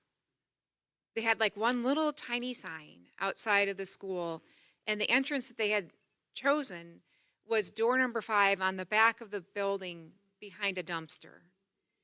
And many first-time voters were there that day. And they would very tentatively come up and, is this it? And so I feel like we actually help people to vote who would have maybe turned around and left. So I had to say over and over again, it was primarily women, some of them with their daughters, right? I had to say over and over again, you're in the right place. Please walk to door number 5. It's behind the blue dumpster. So I don't know what you call that when you make it nearly impossible to find the entrance to a poll, but that's what we saw. So we didn't encounter anyone being aggressive with us. People were grateful that we were there, that we could direct them in. And, when people came out, I would celebrate with them if it was their first time voting. Like, congratulations, thanks for participating. Seeing their little girls with them. It was a hard thing to think about what happened in the morning when these moms expected to wake their daughters up with the good news that someone was coming into office that looked just like them and couldn't tell them that. But I was very glad to be there and really glad to be there again this fall. And I can't believe it's already here. In the Q&A time last night, I told one of my favorite stories, but not all of you were here for that. So let me share that. So we had this, a lot of our poll chaplains who are going to be at these polling places where a lot of Black and Latino voters are there, they're white. A lot of our poll chaplains are white. And one is one young white woman. She was in Arizona, and she's at a polling place, and up comes just such a stereotype. This pickup truck with this guy. He got Confederate flags, and American flags, and a shotgun. I mean, it's just a stereotype. And he probably had some apple pie. And he pulls up and he stops right in front of the polling place and parks. He's there just to intimidate. Yeah, probably. And so she looks out the window and sees this dude in this pickup truck, and she says to herself, well, this is what I've been trained for. I guess this is what I've been trained for. So she goes out. It's young white woman all by herself up to this guy in this pickup truck and says, hello, how are you? Are you here to vote? Can I help you to vote? No, I'm not here to vote. Oh, why are you here? I'm just looking around, checking things out. I'm just looking around. I'm not here to vote.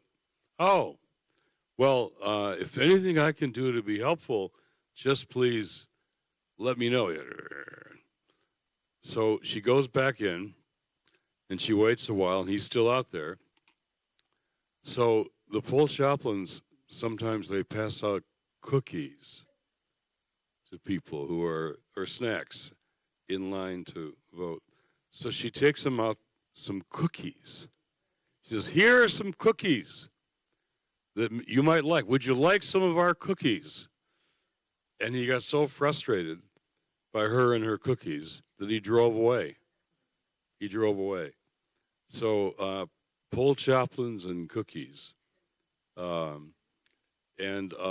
We've got elders who are there, like my brother here, Dr. Perkins, and then we have a lot of younger poll chaplains who are trainers, and they're coming out too. And one of them came out of this polling place, and he just intervened in a situation that was getting very conflictual. And so we're training people in information, voter education, as Dr. Perkins said, but also in peacekeeping, peacemaking. So we do this, nonviolent, direct action peacemaking training on these in these poll chaplain trainings to what to do when something happens, when conflict erupts. And what happened this last time was they said, we're going to have 100,000 of our people at these polling places. Now, they didn't have the bandwidth for that. That didn't happen in those numbers, but the threat is what they're using here. So I'd like to open this up to any of you. Question, please. Yes, Jim. This out? Yeah. Tell us what it is. I don't need, I got this here. Yeah, since. I think it was, I don't remember which election. I was trained in Detroit to be. Yeah, let me say something about this real quickly and then kick in.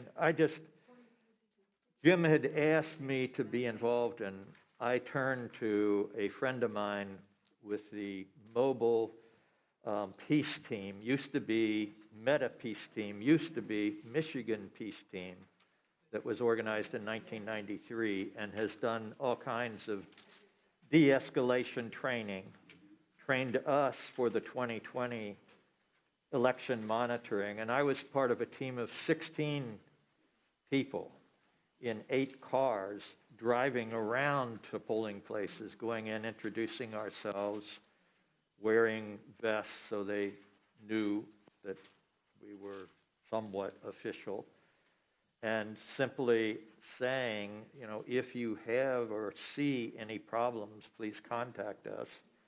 We had a hotline set up at the church that was being run by a person there, and connections with the National Lawyers Guild, with legal observers, and hooked up with another hotline in Lansing. So just to say that my experience that I have outlined and have given you there on the one side of the sheet is what we went through in our thinking to prepare. And then on the other side, just some facts about voting from the State of Michigan website. The one thing to say is the 2020 list notes a couple times about open carry sites. That's no longer the case in Michigan. Whitmer signed a law in December of 2024 that makes it illegal to carry an open weapon within 100 feet of a polling station. Although law officers do have the right. And Steve Bannon was saying, among other things, that is going to be attempted is to flood ice into the polling sites. But anyway, just so you have that. Thank you. This is helpful. Thank you. I just wanted to say I've been a paid, I didn't need to be paid, but I trained and paid worker at 2 polls. One, I can't remember the years, but in Detroit, and exactly the same thing as Mother Maureen, behind a dumpster, door number 5. This was maybe door number 4. And I was the only white person all day long. What you are doing is so important. The professional poll workers who are trained, the women that I worked with that day, have been doing this for years. They were generational. There was mother, daughter, there was even a grandmother, and they are dedicated people, and they need your support.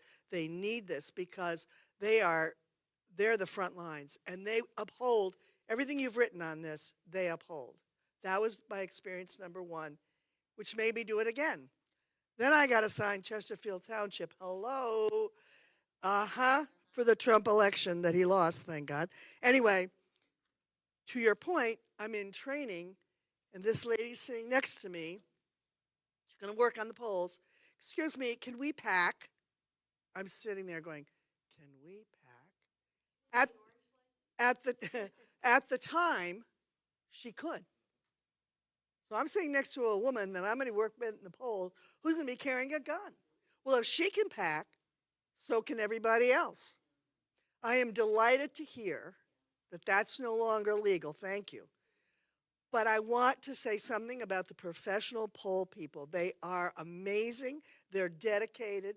They believe in everything that's written on these two sides, and they need our support. And that's what you all are doing. And that's fantastic. So thank you.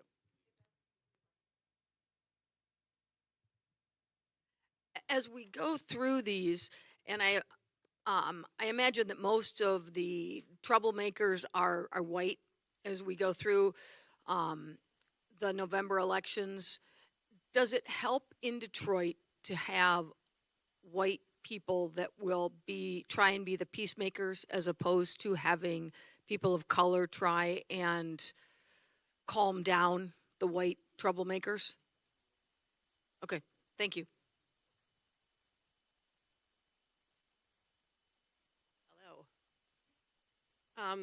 I've been a Detroit resident for 13 years. It's been a privilege to vote several times for different elections, and my personal experience has actually been very positive.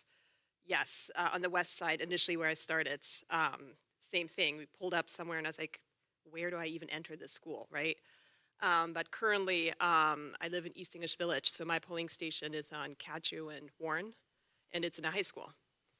And it's been amazing how the community is really intentional about coming out. So last year, the cheer team of the school was out there. You know, it was just really, really beautiful, and to see how the community is stepping up to make it a joyful event, to be very intentional about it. I was blessed to grow up with a mother who made me go voting with her. Even as a child, and then as soon as I turned 18, she was like, you gotta get up and vote, and she would drag me to the polling station. And it really impacted me in how I was raised, what I grew into, and now I do that too. And I have 3 kids, and I show up with my 3 kids. And there's so many other mothers with children. I'm never the only one who is there with kids. So I guess I just wanted to add that it's just heartbreaking to hear people planning threats, and I'm just thinking about my own children in the building. I'm thinking about all the other kids in the building. It's like literally, it's just heartbreaking. So just to share my experience as probably one of Detroit's local, closest to here, polling stations, that's actually been really positive. But to follow Amy's question, I was actually wondering if the gentrification of Detroit is working in our favor in this instance.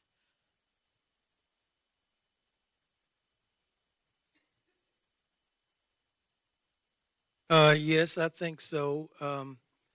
The neighborhood where my church is being gentrified. We have a few white people who have moved in, but they come to the poll and vote just like everybody else, and so it's a smooth transition.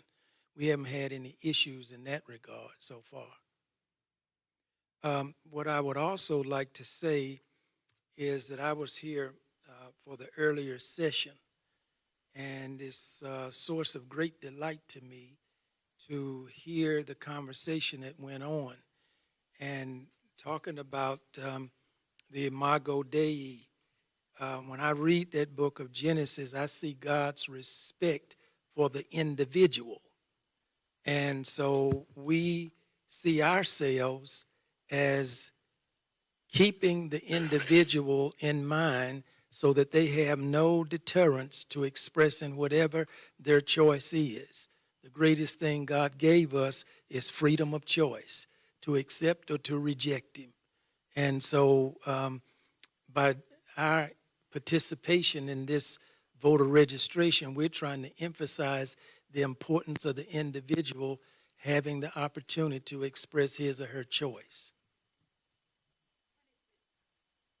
For a minute, speak into the question about the importance of white people in this problem. So I taught in my previous parish Esau McCauley's book, Reading While Black, which is a book about reading the gospel through the lens of blackness in America. And so I was going to teach it to my all-white parish, and somebody said, hey, why don't you get Clarissa, the black pastor from the Methodist Church, to come in and teach it with you, because she can help us understand better. And so I talked to another black priest friend of mine. I said, hey, what do you think about that? And she said, no, absolutely not. She said, this problem is your problem. It's not Clarissa's problem. And she said to me, regardless of where you grew up in this country, because I've never lived farther south than this, right? She said, even though you may not have grown up in an integrated community where Black people were present, it is in your DNA as Americans to lean on her and to expect her to carry the load and expect her to do the work. Whether you know it or not, that is bred into you as a white American. You may not invite Clarissa into this conversation. You have your own work to do. And that's how it turned out. So I told the class, no, we're not bringing Clarissa in. We have our own work to do. And then people were able to say some pretty awful things that they've been telling themselves that make that okay, right? And they were able to say it out loud where they couldn't have said it in front of her. And we were able to have these conversations about what it meant to say things like, I don't see color. Oh, fascinating. So anyway, so that's just my personal experience from working with other, with women, Black women leading in the church, their advice to me and how we need to do our own work.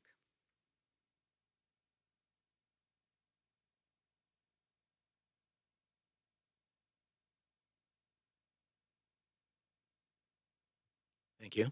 I might be getting ahead of the game a little bit, but we obviously have the primaries before we have the election, and the primaries are more in our face than the other. Do you anticipate problems there or only at the election? Because if they pull out all their candy at the primaries, we'll be able to develop strategies to counter them by the time we get to the election. Or do you think they'll maybe let the primaries kind of slip by? The primary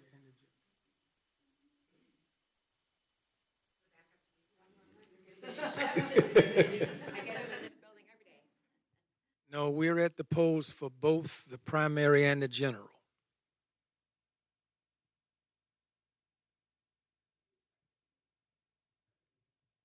We're being prepared. We don't know. They don't send us a message and let us know they're coming. So we're just there to be prepared. Learn every time, yes.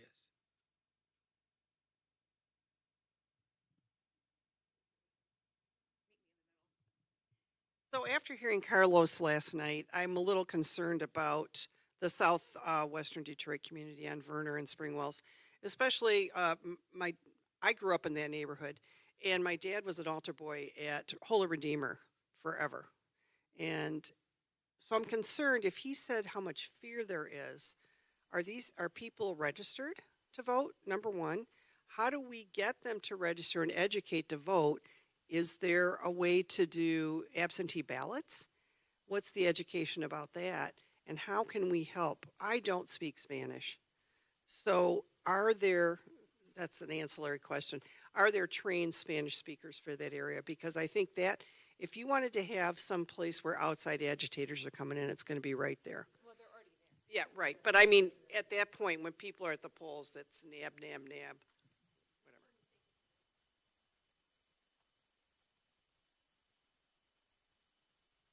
We register people to vote all year round, and we do have some poll chaplains who are in Southwest Detroit who work with different groups.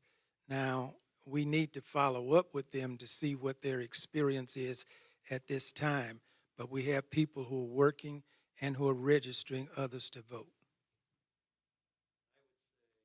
That Michigan Peace Team, or Mobile Peace Team, as it's now known, has a couple of people at least who work at Cristo Rey High School and who are deeply in touch with what's going on in Southwest Detroit. I don't know, I'm not part of Mobile Peace Team. That's why I was saying it. I'm not really an expert sitting up here. But my assumption is they are asking that question and wrestling with how to respond.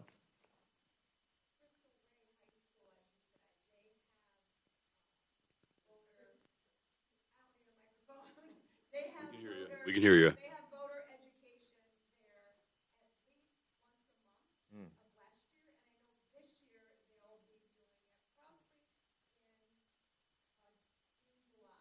Yeah. And so people make a bilingual tool, so everybody goes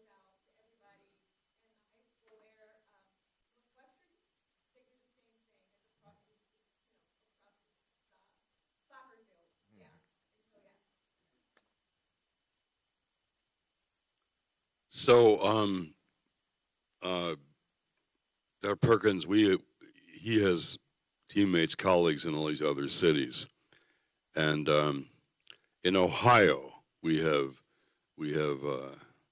Faith United Save Democracy, and there's been a very big voting purge effort, purging voters from the rolls. And if you don't, state by state is different, but if you don't vote in the last election or two, you can be purged from the voting rolls. So guess what? They were purging mostly black voters in Ohio, purging voters from the rolls. So his teammate found out about this, and so now in black churches, and so people don't know they're purged from the rolls until they show up to vote, right? So what do you mean I'm not on the rolls? What do you mean? It can be too late then to vote. So in black churches in Ohio, they're putting up all the people who are registered, and they're asking people, do you see your name? Do you see your name? If you're not registered, if you're not up here, you might have been purged from the rolls. So now Barbara Williams Skinner and I and Adam Taylor, who are doing this together, we're doing a whole purge, a whole voter purging thing where people need to be aware before the election that they've been purged from the rolls. Unpurging, yeah. So they're trying everything. They're trying, because they realize that if a free and fair election, Trump, I'm just saying what the facts are, and his people are worried they're going to lose the House or the Senate. And so they're going to try everything they can to keep people from voting, particularly black and brown people, and in polling places that are mostly Democrat. Purging, yeah. Question. Becoming a chaplain? So the process, what are the steps that you all need to take to become a chaplain? It could have changed. All right. So you go to the website and you click on the button, I want to be a poll chaplain. The Faith United to Save Democracy. You go on the website, you click on the button that says, I want to do this. You sign up, you give them all the things they ask, email, all of that. And then you will receive emails that tell you when the trainings are. The trainings have all been through Zoom. And so you can do them at home and on your own time, right? Leaders in this community are present on that call.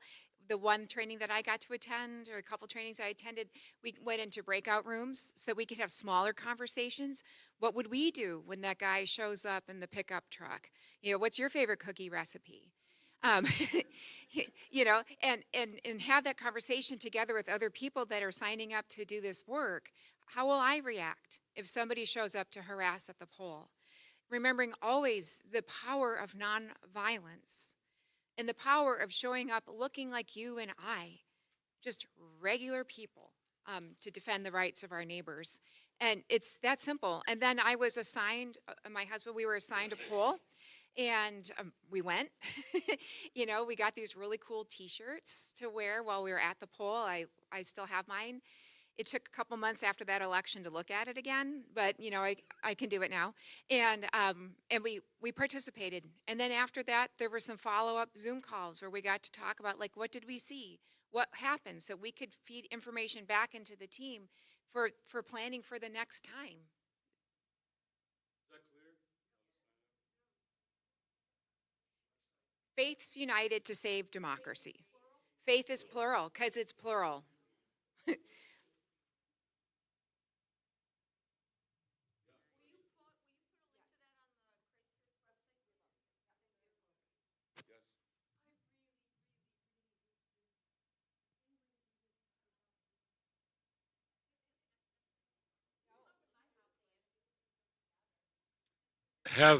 Have a younger person in your family help to get you on Zoom for the call. I rely on my boys all the time to help me with that stuff. Yeah, and what we could actually do, we could do a church-based Zoom party, and so we could do it here, put it up on the screen, y'all come down, and we'll Zoom together. I'll talk to you about that later. My question is there a legal basis for purging polls? Or registers? I've never, ever heard of that. It would never cross my mind that until a death certificate, how you could take me off the rolls. There must be something in States make the rules for their own voting. So if they decide that they want to purge the rolls, they can do that. Yeah.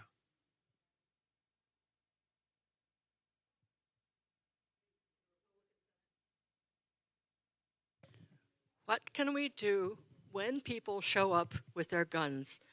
I can guarantee you that they won't pay attention to the law, especially if it was just passed last year, because that doesn't apply to me, or, gee, I didn't know. So what can we do? So what are our tools beyond cookies?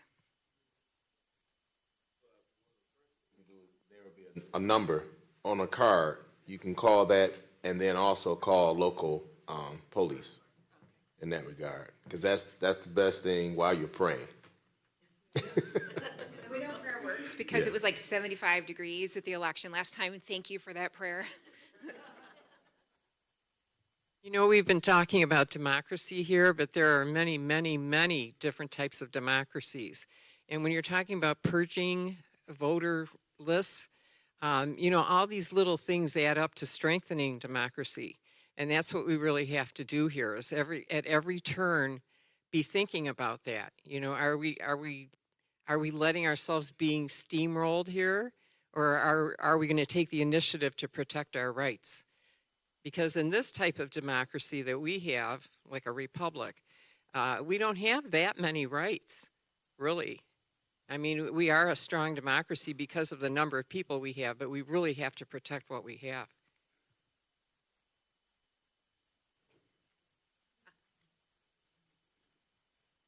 I tapped into my phone,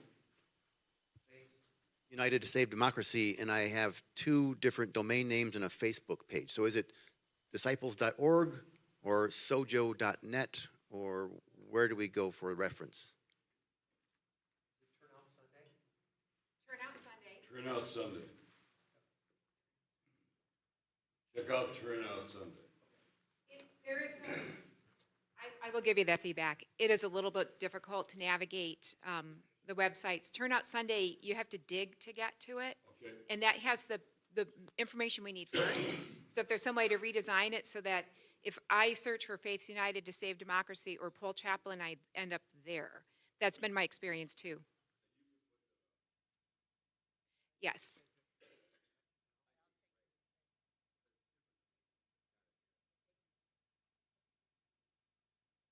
To piggyback on Cheryl's comment about democracy, is there any kind of political action? I know this is, you know, nonpartisan, but is there talking points that we could write to our congresspeople and say, hey, you know, this is the group that's out there. We're working to. We're informing them of what we're doing. Is that appropriate? Okay, great. There's an act going through the Congress called the SAVE Act. The SAVE Act, and it adds more restrictions to the IDs that Dr. Perkins talked about, and it includes now passports and birth certificates. There's a lot of people in this country who don't have passports. They're expensive. They can't afford passports, and they're paying their rent, or they don't know how to find their birth certificate. Or, that's right, and when people change their names, when women change their names, so These are all tactics for voter suppression.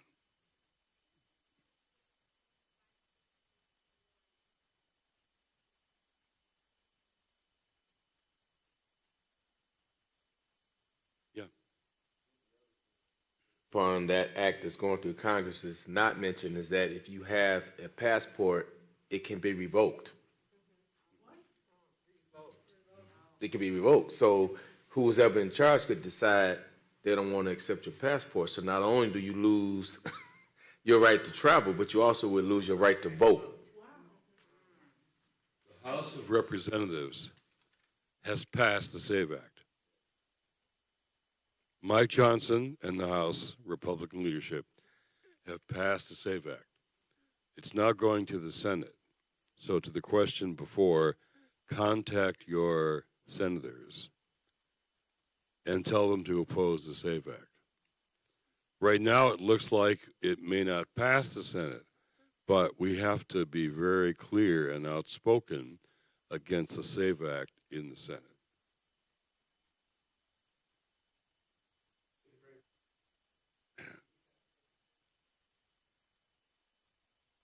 I've heard that. Yeah. That's right.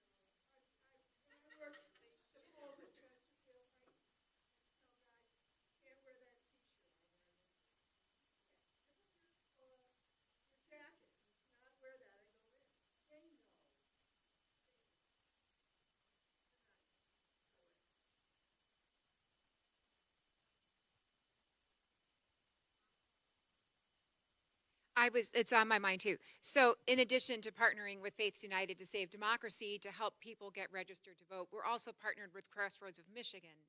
And Joseph and I are planning a Saturday orientation down at Crossroads for any members of anywhere in Grosse Pointe that would like to get involved, volunteering there. Crossroads does great work around getting IDs and driver's licenses to people. They help people get their birth certificates. They keep them there. Sometimes people get all the documents they need, and then their roommates and other people steal them from them. And so if Crossroads helps you get all your documents in order, Crossroads will keep them in a file, and you can go down there anytime you want, anytime you need them, and pick them up and do what you need with them, and then give them back to Crossroads for safekeeping. So we have two options for partnership to get people registered, and then a solid option for partnership to go down and be present at the polls.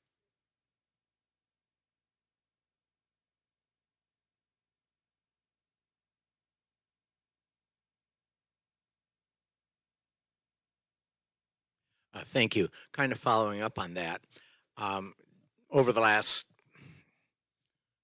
several election cycles, there's been a lot of intimidation of poll workers and the like. And I know many of the people I know who used to, on a regular basis, work the polls, that they've given up. is this a time for people to volunteer to be poll workers? We need all the things, including more mics. Yes. We heard about poll workers. Poll chaplains are what we do and train. But people are looking for more poll workers. Election sites are looking for more poll because some people are they're older, they're retiring, or they're afraid. Poll workers are afraid. So I'm saying poll chaplains, yes, but poll workers as well. So yes, thanks for raising it. It's a time to volunteer, and they're looking for volunteers.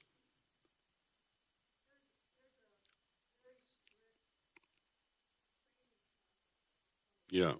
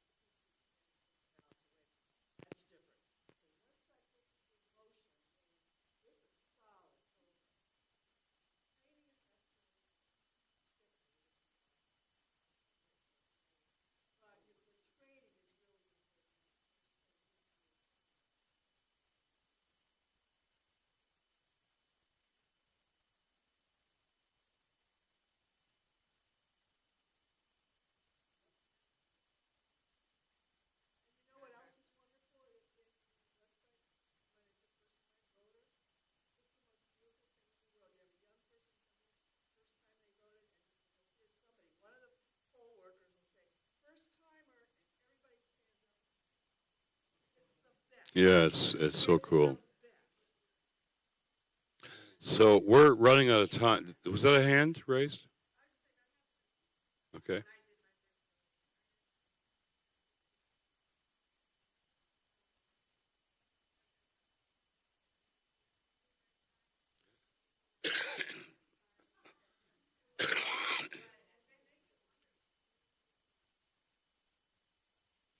So, are there any other final questions or comments? Then I want each panelist to maybe offer a final word, and then I want to talk at the end about the fear factor that was raised and a story about that with a colleague of ours, dear colleague of ours. So, any other final questions or comments that people have?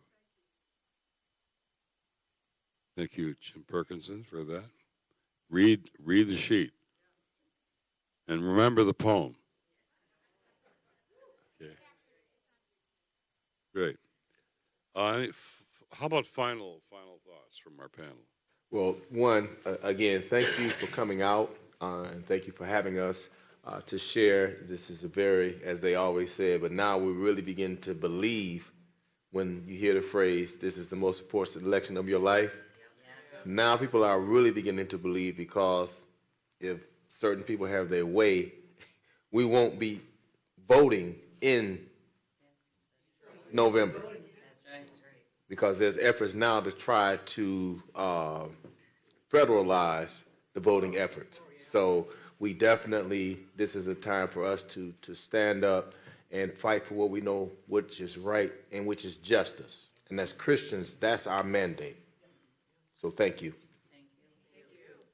Yeah, thank you for coming out. And the thing I would add is whatever you can do and enter into relationship with other people who are doing stuff. The community energy and spirit that gets kindled is crucial in this. It's part of, returning to what it means to be Christian, to have that kind of, I'm alongside you in this, you're doing that, I'm doing this, feeling that I think is one of the gifts of the crisis.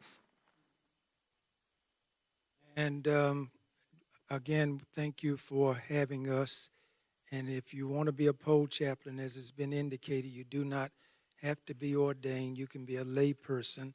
And with Miss Maureen here, and you want to know how to sign up to become a poll chaplain and receive the training, she can tell you. So, Dr. Perkins, co-leader of Faith United in Michigan, is Steve Bland, Pastor Steve Bland, who was going to be with us today, but pastors' funerals come up. He emailed me yesterday and said one of his staff had an unexpected death in the family, and so he's at the funeral today. But I wanted to close with a story, and you know probably more about this than I do, but it was a story about, it was a rally in Lansing at the Capitol, and there was all these, white nationalists there, hundreds of them, threatening, they wanted to kidnap your governor and all that. So it was a huge crowd of all these folks. And Reverend Steve Bland was there. Were you there for that rally? So Steve Bland was there, and so typical of him, pretty courageous guy. A Farmington pastor, white pastor, spoke behind the crowd, and he was jeered and yelled at and so on. So then Steve told me the story. He took this pastor to his car to make sure he was safe from all these people. Got him in the car, and then, as so typical, you would know this so better than I, Steve Land, he just walked through that white crowd as a black man, as a black pastor wearing his collar. He just walked through the crowd wearing his collar, and he stopped and he said, "Are you afraid of me? Why are you afraid of me? Are you afraid of how I will vote? Why are you here? What are you trying to say?" And here's this black man all by himself in his collar, surrounded by all these white guys, mostly guys, white guys. He says, I don't know why you're afraid of me. I just want to vote like you. You want to vote? I want to vote. Why are you afraid of me? And some of them had these sticks and all that, and they put their sticks down, their clubs down. And he started a conversation in the middle of this rally of all these white guys, and he said they began to listen to him and ask questions. And Steve would have been here this morning, except for the funeral. You would have felt his passion and his courage. And he's the co-leader with Dr. Perkins of all this for us here in Michigan. But, he just walked into the crowd. Most of us would be afraid to do that, right? But he did. And so, and in doing so, he got them to take a breath, put their weapons down, and have a conversation. And they talked to him, and he's now remained in touch with some of those people. So Nelson Mandela told us, it's not about not being afraid. Fear is real. We're going to be afraid. It's a matter of acting in the midst of that fear. So we will be afraid in coming days. We will be afraid. I will be afraid. You'll be afraid. But the fear doesn't turn us back. We act in the midst of fear. Nelson Mandela did that and changed the country and changed the world. So how do we act with courage and do risk-taking in the face of fear? So I love that story from Steve Bland. He just walked in the crowd and started talking to people. Good for him. So I want to thank you all for coming and thank Maureen again. And sign up, please sign up to be a poll chaplain or a poll worker. And Michigan is going to be very important in this next election. It's a very key state. And it's a swing state, key state, all that stuff. Very important. So we need poll chaplains there, trained by people like my brother here, Dr. Perkins.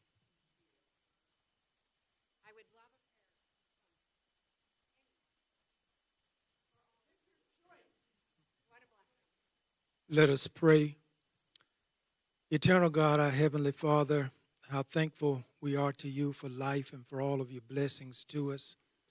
And we come to you in the midst of this tense and turbulent time through which we're passing, to seek your presence, to seek your comfort, to seek your divine spirit to lead, to guide us. God, we thank you for the privilege to live in a country where we can cast our vote and express our opinion on various issues. But you know what we're up against. And so we pray that you will just give us the strength and the courage to do what we know is right to do. We pray that you will bless our leaders. Thank you for Dr. Wallis. Thank you for these men who sit with me. Thank you for these, your people. We thank you, God, that they seek to know you better and to better know and understand your will. Be with us, keep us, guide us, we pray, and we'll be careful in all things to give you praise and glory through Christ, your Son and our Savior. Amen. Thank you. So just a couple things. Thank you all so much for your time today. It is such a blessing to be with you. I'm just so grateful. Thank you so much. I really do believe that we are surrounded by people who are looking for a way to get out of the pickle they're in, having decided to be on the wrong side of justice. There are people that are waiting for neighbors to show them the way back into the light. And as regular people, we get to do that. So we'll keep sharing information to get people trained and active. And as I say here at Christ Church all the time, I'm one person. All of you have friends and circles and spheres of influence. And when we go to have that Zoom training for how to be a poll chaplain, bring your friends. I don't care if they signed up yet or not. Get them in here. But we are blessed to have this building and the capacity to bring hundreds of people together to be on the right side of justice in this world. So get your friends and get them down here. Everything has been recorded. It'll all be on YouTube. You can share that with people. You can reach out to me. Your friends can reach out to me. I would be happy to talk to anybody that is feeling the stress of feeling like this is impossible. When we know that is when we come together and we begin to act, then our fear actually does begin to dissipate because we find out we're not alone. So we have some of Jim's latest book here. If you'd like to buy a book, he would probably be willing to sign it. We also have a light lunch down in Miller Hall. You're all invited to come down if you'd like to continue the conversation. And if you have any other little questions you'd like to ask, I invite you to that. The people that are members here will help you find your way down there if you're not. It's, yeah. Door 5. And if you didn't get to sign up one of our sheets today, if we didn't capture your information, please do that.